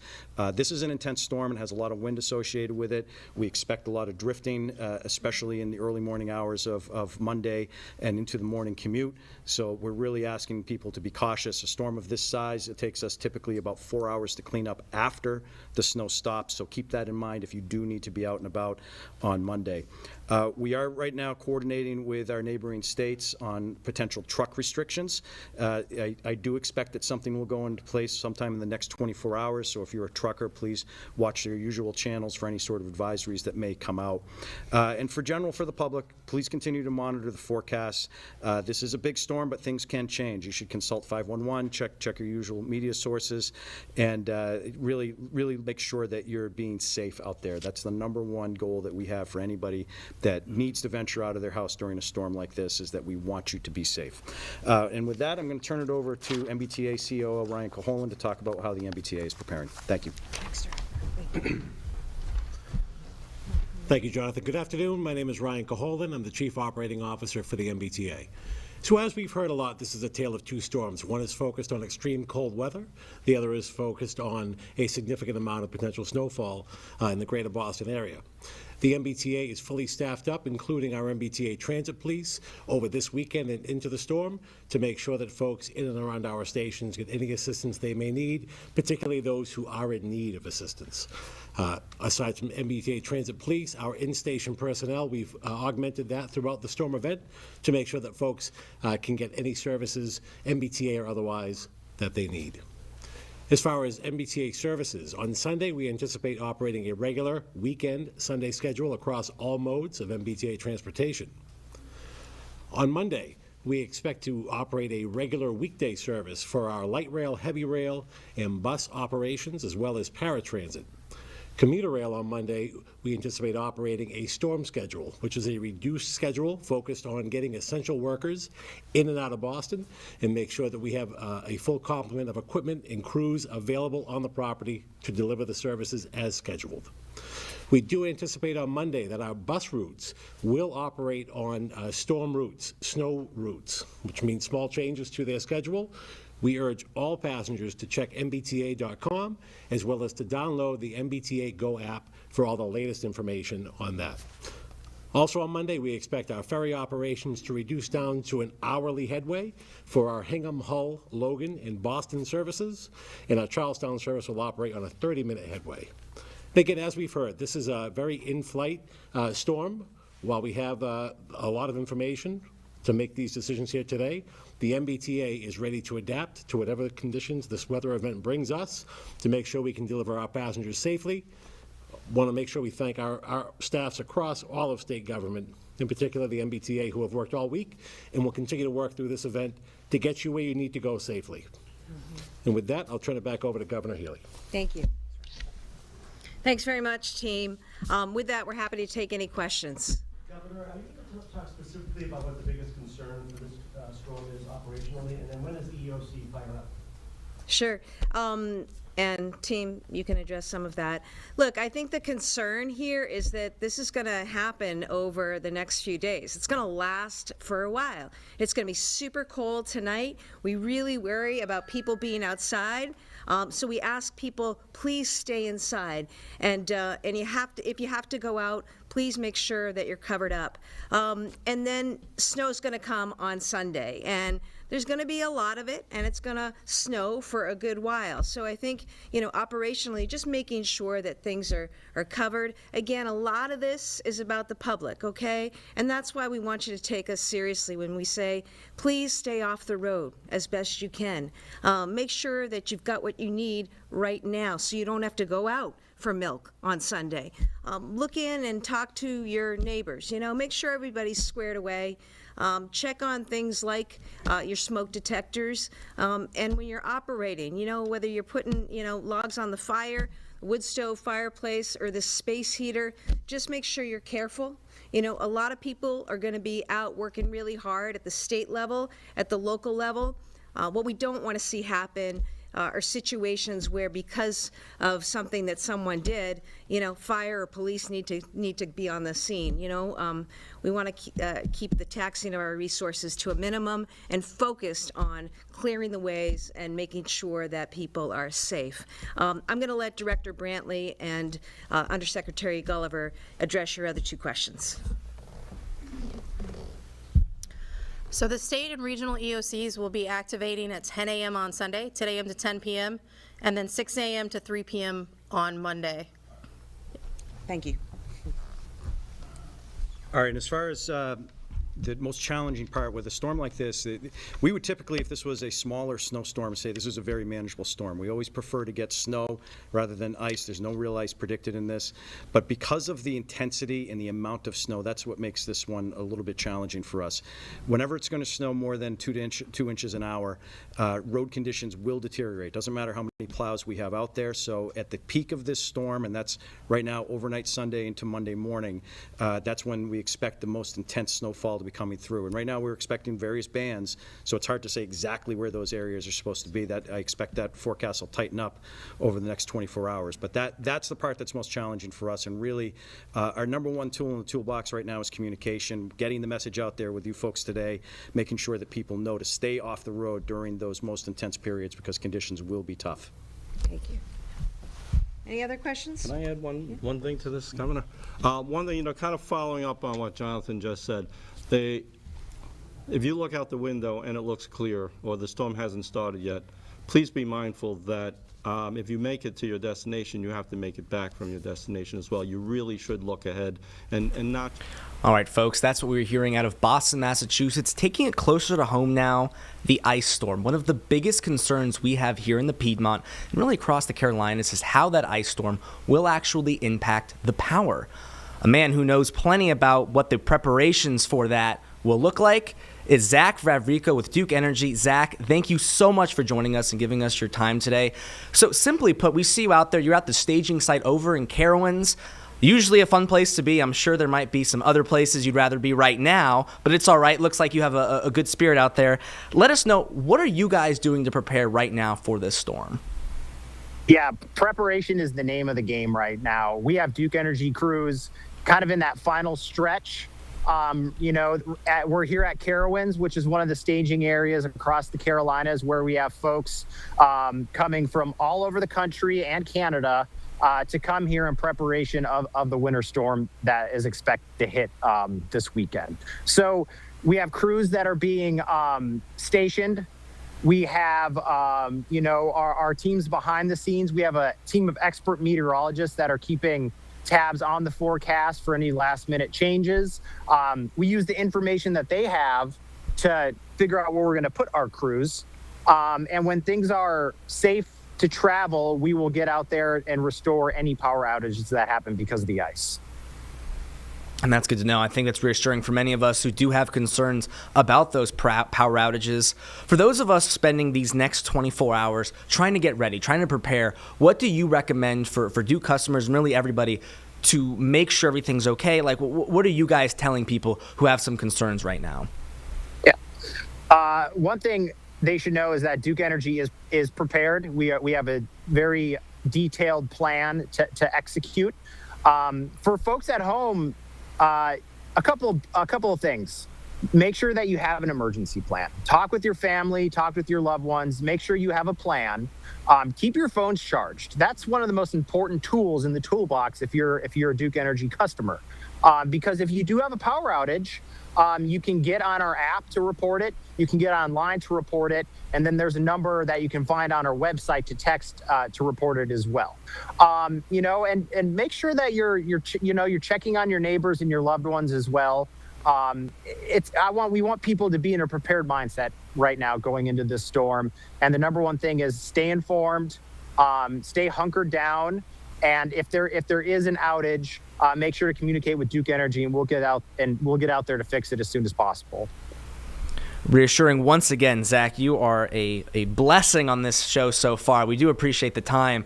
A lot of people are concerned about this event because of other previous ice events that we've seen here in the Carolinas. Obviously, there's an ice storm in 2002, 16. Is Duke doing anything different, or what have you learned during those previous storms that are helping you guys with your preparation for this storm? Duke Energy learned from the past. We've been pretty diligent about upgrading our infrastructure, our poles and our grid. Using technology. We have self-healing technology, which is a great tool. So if there is an outage, power can get rerouted from somewhere else to fix it and get it up faster. We're a company that takes its grid very seriously and the resiliency of it. So we're hoping and we're confident that in this ice storm, we will have the tools in the toolbox to get power up as soon as possible if there are power outages. So I know during, winds, like high wind events, we're not saying this is going to be like this, but I know that there are certain concerns to like get the bucket trucks up and whatnot. Like there are little things. Obviously, this is going to be a very serious ice coming down. Power likely to be going out while the ice is coming down and that wet, cold rain. Around, what are the conditions needed for your crews to get out there and restore outages should they happen? Like, does it need to be completely dry, no precipitation, or is there some level that they can come out and actually, conduct those repairs if they're necessary? Right. Safety is the number one concern at Duke Energy. The safety of our crews, the safety of our community. We take safety very seriously. We have our crews are very experienced, and they'll lean on their expertise to know when it's safe to go out and fix the lines. So we'll use that and the knowledge of our team of meteorologists as well to give them the clear. So like I said, we're going to lean on that expertise of our folks in the field to know when it's good to go out and fix the lines. I was actually just at an ops center about 30 minutes ago, and crews were getting their trucks ready. They were putting cardboard over the windshields to make sure that there wasn't ice. They were putting chains on the tires to make sure that they have traction. So I can tell you firsthand from someone that just spoke with some of our crews that they are ready to get the power back on. And that's great to hear, Zach. For folks who maybe lose power and are concerned about, let's talk about maybe the stuff they have in their fridge or things that are charged. Like, what is the best thing to do for that in an instance? Like if your fridge loses power and you have perishables, what would you recommend for folks in that instance if their power cannot be restored immediately? Yeah, well, first thing, remember, contact Duke about an outage. That way there will be a communication between us to tell you the estimated time of restoration. We would want to lean on, I don't want to speak for other entities that control like food safety and stuff like that, but I know that there it is a ticking clock when it comes to the perishables in your fridge. So I would just say get online and do a little research and find the correct entity to get that information from. But we definitely want you to be prepared, and if the power does go out, we want you to take the necessary steps to stay safe in your own home. Absolutely. And before we let you go, we once again, we really do appreciate giving us the time, especially considering how busy you guys are. Just one final thing. What do you want people to know? A question I may not have asked, or a concern that you've been seeing that you'd like to put to bed? Like, what do you want people who are a little nervous about these conditions to know as you guys put the preparations on your response team? We want our customers to take the storm seriously. You know, we want them to make sure that they're in a safe spot. I can tell you that from where I'm at Carowinds, we have, you know, you can kind of see we have trucks lined up across the parking lot, that we are prepared, and we are a very experienced crew, and we're ready to get the lights on if we do deal with power outages. Fantastic. Well, Zachary Vivrica, we seriously appreciate your time. Good luck out there. Hopefully you guys won't need nearly as much of a response as you have planned. But as we know, ice storms can be a real mess, and we appreciate the work you guys are putting to make sure people do have power as quickly as they can. Thank you so much, Zach, again. Thank you. All right, and folks, just to reiterate what Zach said one more time, if you do experience an outage, make sure you contact Duke so that they know and that they are able to send a crew and be in communication with you about when that outage will be restored. Thank you again to Zach, and we'll be right back with more right after this 2-minute break.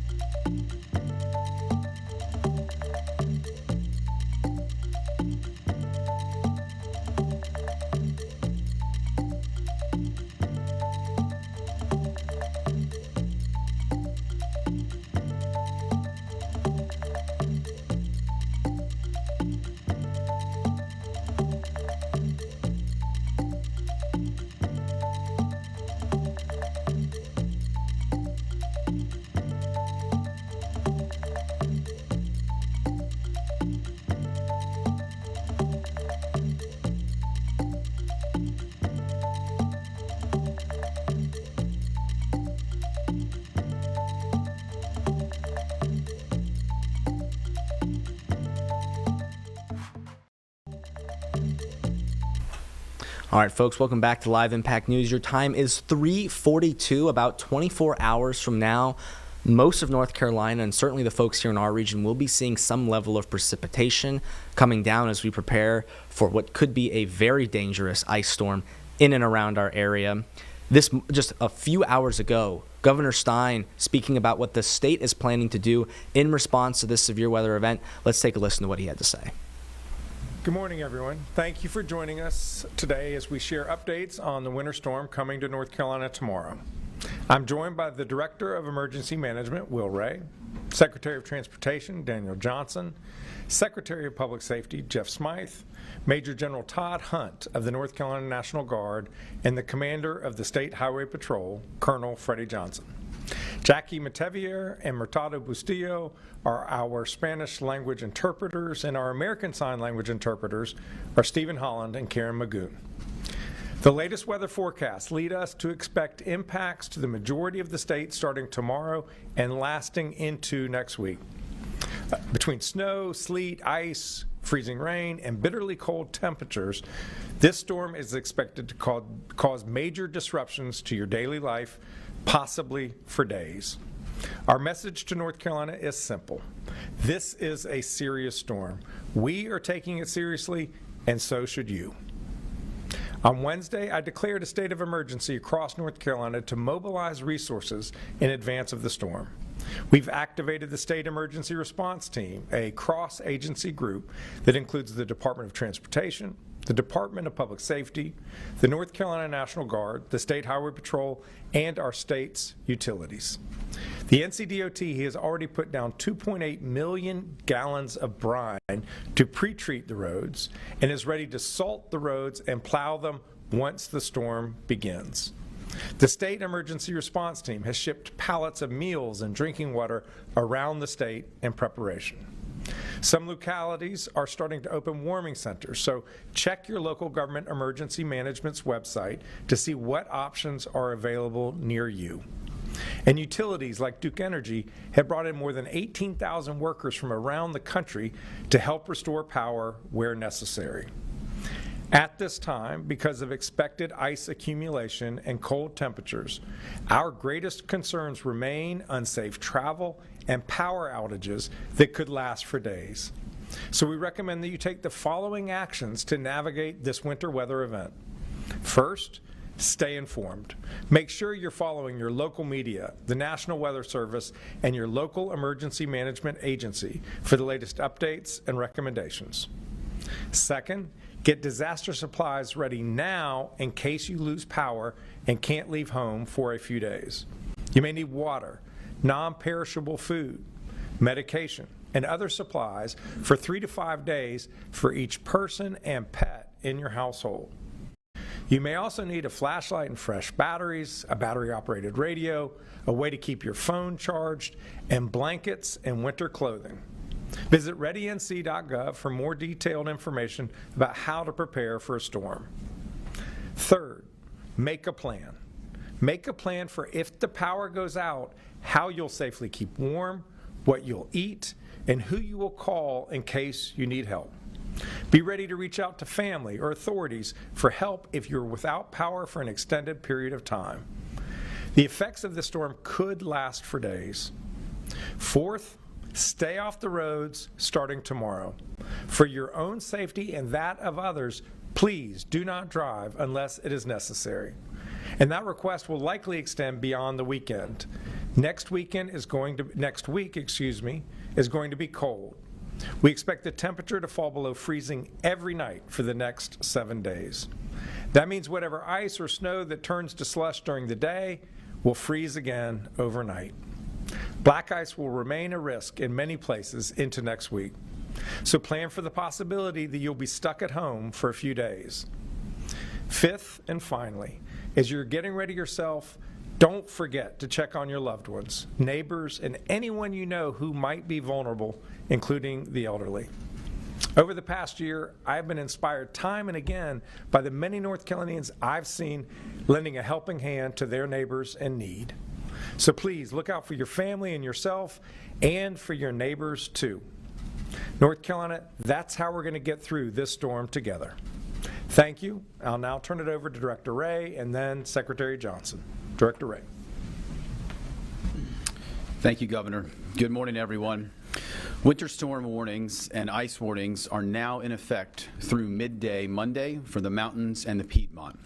A winter storm watch remains in effect farther east, and as accumulation types and amounts become clearer, the watch will transition to warnings or advisories. Significant wintry precipitation is forecast over the weekend, with major impacts lingering into early next week as dangerously cold temperatures are forecast. Ice accumulation of a quarter inch or more is likely across much of North Carolina Saturday through Monday morning. Areas across the southern mountains, higher elevations into the Blue Ridge Escarpment, and into much of central North Carolina are forecast to see the most impactful ice accumulations, and in some cases, reaching or exceeding 1 inch. As a reminder, ice accumulations of around a ½ inch of ice or more can cause an increase in downed trees or impact power lines and lead to an increase in power outages, as well as hazardous travel conditions. Based on this morning's forecast update, hazardous travel conditions are expected to begin by midday Saturday and will worsen through Sunday and may remain for several days due to those lingering low temperatures. We need all North Carolinians to remain focused on preparing for the potential impacts with a plan and supplies to support you and your family for the next several days. Unnecessary travel not only puts you at risk, but also the public safety personnel, the power crews, and the DOT workers who are working to respond to emergencies, to restore power, and to clear roadways. The State Emergency Response Team, including all our interagency partners, our private sector and nonprofit and volunteer agencies, has been activated here at the State Emergency Operations Center, as well as our regional coordination centers in Kinston, Burlington, and Hickory. We continue to support commodity distribution from our activated warehouses. As of this morning, the State Emergency Response Team has shipped approximately 65 pallets of meals ready to eat, or MREs, and drinking water to assist communities with shelter operations if needed. This is in addition to over 460 cots and blanket shipments to supplement local supply, as well as commodities that have been shipped into local communities over the past several months to assist in building local capacity. Additional commodities are shipping out from our warehouses today into tomorrow. 11 county states of emergency have been declared, and 2 county emergency operations center are activated, with many others monitoring plans to activate this weekend. Communities across the state are opening shelter locations and warming stations. For the most up-to-date information on the resources available in your community, please visit your local government and local emergency management agency's website and social media accounts. Elements of the North Carolina National Guard are active today and pre-positioning across the state to quickly assist the needs of our communities.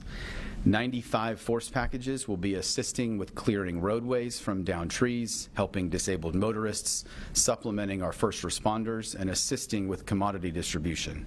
These force packages include approximately 430 National Guardsmen and women and 170 vehicles, and they will be on station across the state later today.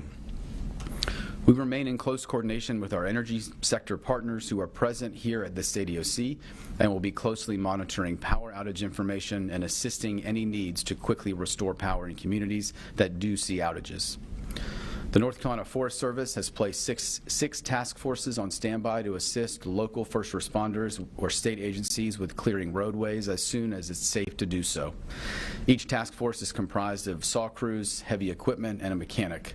Additional chainsaw crews are activated, and all 100 counties are staffed with their forestry personnel. Communications personnel and equipment have been pre-deployed to assist with any degradation of 911 systems, radio systems, and phone networks. 44 caches of radios have been deployed to assist with local response efforts, and our partners at the North Carolina Highway Patrol have conducted checks of the systems that support the state's Viper radio system, used by our first responders statewide. As a reminder, 911 should only be used for emergencies. For general information, please call 211 or follow your local government and emergency management websites and social media accounts. We will continue to work with the entire State Emergency Response Team, local and state governments, the private sector, and our nonprofit and volunteer agencies as the forecast continues to evolve to ensure we can support our 11 million North Carolinians. As we go into the weekend, it is imperative that, again, all North Carolinians are prepared. For preparedness information and checklists, please visit readync.gov. Finally, please check on your friends, your family members, and neighbors, or those in your community who may need additional support this weekend. We're going to see significant winter storm impacts, and we are stronger and more resilient together. Thank you, Governor. I'll now turn it over to Secretary Johnson from DOT. Thank you, Governor. Thank you, Director Ray. Safety is our top priority at NCDOT, and it remains our key message today. With the likelihood of icy weather creating treacherous travel conditions in the days ahead, we urge people to please stay put if you don't need to be out on the roads. Staying off the roads during and after the storm allows DOT crews, law enforcement, utility crews, and other emergency responders to do their work. We're expecting a storm that is largely going to be ice-related, which makes traveling on the roads that much more challenging. Even if you have a large truck or SUV, driving on icy roads can be nearly impossible. We'll also have implemented immediate towing measures with the cooperation of the State Highway Patrol to help remove any vehicles that have been disabled, to help both facilitate clearing of the roads and also to eliminate danger for those traveling on those roads. People may notice messages that we placed on digital highway signs across the state. Crews will focus on these efforts on highways and primary routes. We will continue the effort until NCDOT and the Highway Patrol determine that it is safe to lift these measures. We're also continuing to monitor forecasts closely with the help of our partners at the National Weather Service. Forecasts help us make informed decisions and ensure we're placing resources where they're needed most. That's especially important when a storm has statewide impacts like this one. Our crew is in the process of wrapping up pre-storm preparations. As the governor noted, the department has applied about 2.8 million gallons of brine on the roads and state system. Nearly all 2,100 DOT employees who are trained to respond to such storms have contributed to this effort. They're now transitioning their focus and equipment to be ready to clear the roads as the storm moves in. This includes removing trees and limbs that may fall.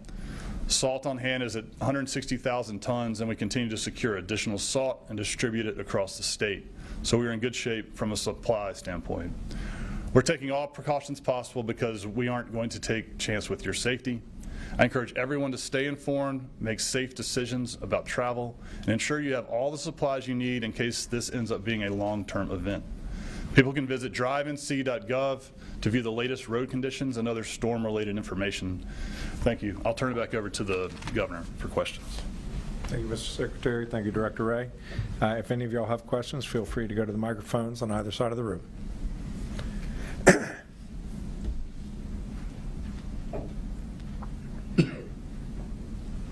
Yes. Hi, Caroline Yaffa with WRAL News. So since we're expecting icy roadways, what should essential workers, state employees do to make sure that they're safe and if the roadways are dangerous, and if they feel that it's not safe to travel, what are the impacts that could mean for the community? Yeah. One area that we have a special concern is whenever you have vulnerable people together, whether that's at a retirement center or at a hospital, and each of those facilities have their own emergency plans. And part of that is having the preparation that folks may have to spend the night at their place of work so that they don't have to travel on the roads back and forth and put themselves at risk or find themselves unable to get back to work where they are desperately needed by the patients or residents of that community.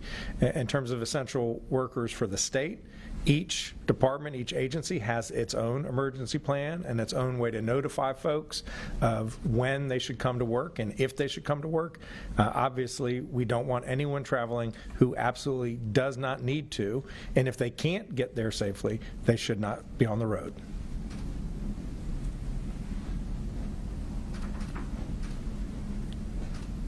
Hi, this is Laura Hackett with Blue Ridge Public Radio. I'm wondering if the state has been in touch with cell service providers and if damage to cell towers and outages are anticipated.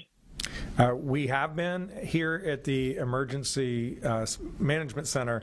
We have our private sector partners, whether they're the utilities or they're the cell phone companies, the communications networks. And so we're in regular contact with them, and I'll ask Director Ray to answer to your specific question. Thank you, sir. Thank you for the question. As the governor said, I think one of the things we continue to reinforce here is what we do is not a public sector function only. And so our commercial telecom partners are here as a part of what we do. They are here in the EOC. We are closely monitoring with them what impacts to their networks they are seeing and how then we need to pivot to adjust resources, whether it's an infrastructure issue, whether it's a technology issue, or some other issue kind of impacting their provision of service. So they are very much a part of what we do. They are here with us and are part of our state emergency response team. And as we move through this event, that's one of the areas that we're going to continue to remain significantly focused on is our network statewide to make sure that folks are able to receive any type of emergency alerts or information, certainly from local emergency services. Just to follow up real quick, so through the monitoring that has already happened, any indication that cell outages will occur? Well, we're always concerned. When you have an ice event like this, it can topple towers. It can have trees fall into towers. So there will also be... All right, folks, that was Governor Josh Stein breaking down the disaster preparations from the state as we get ready for what could very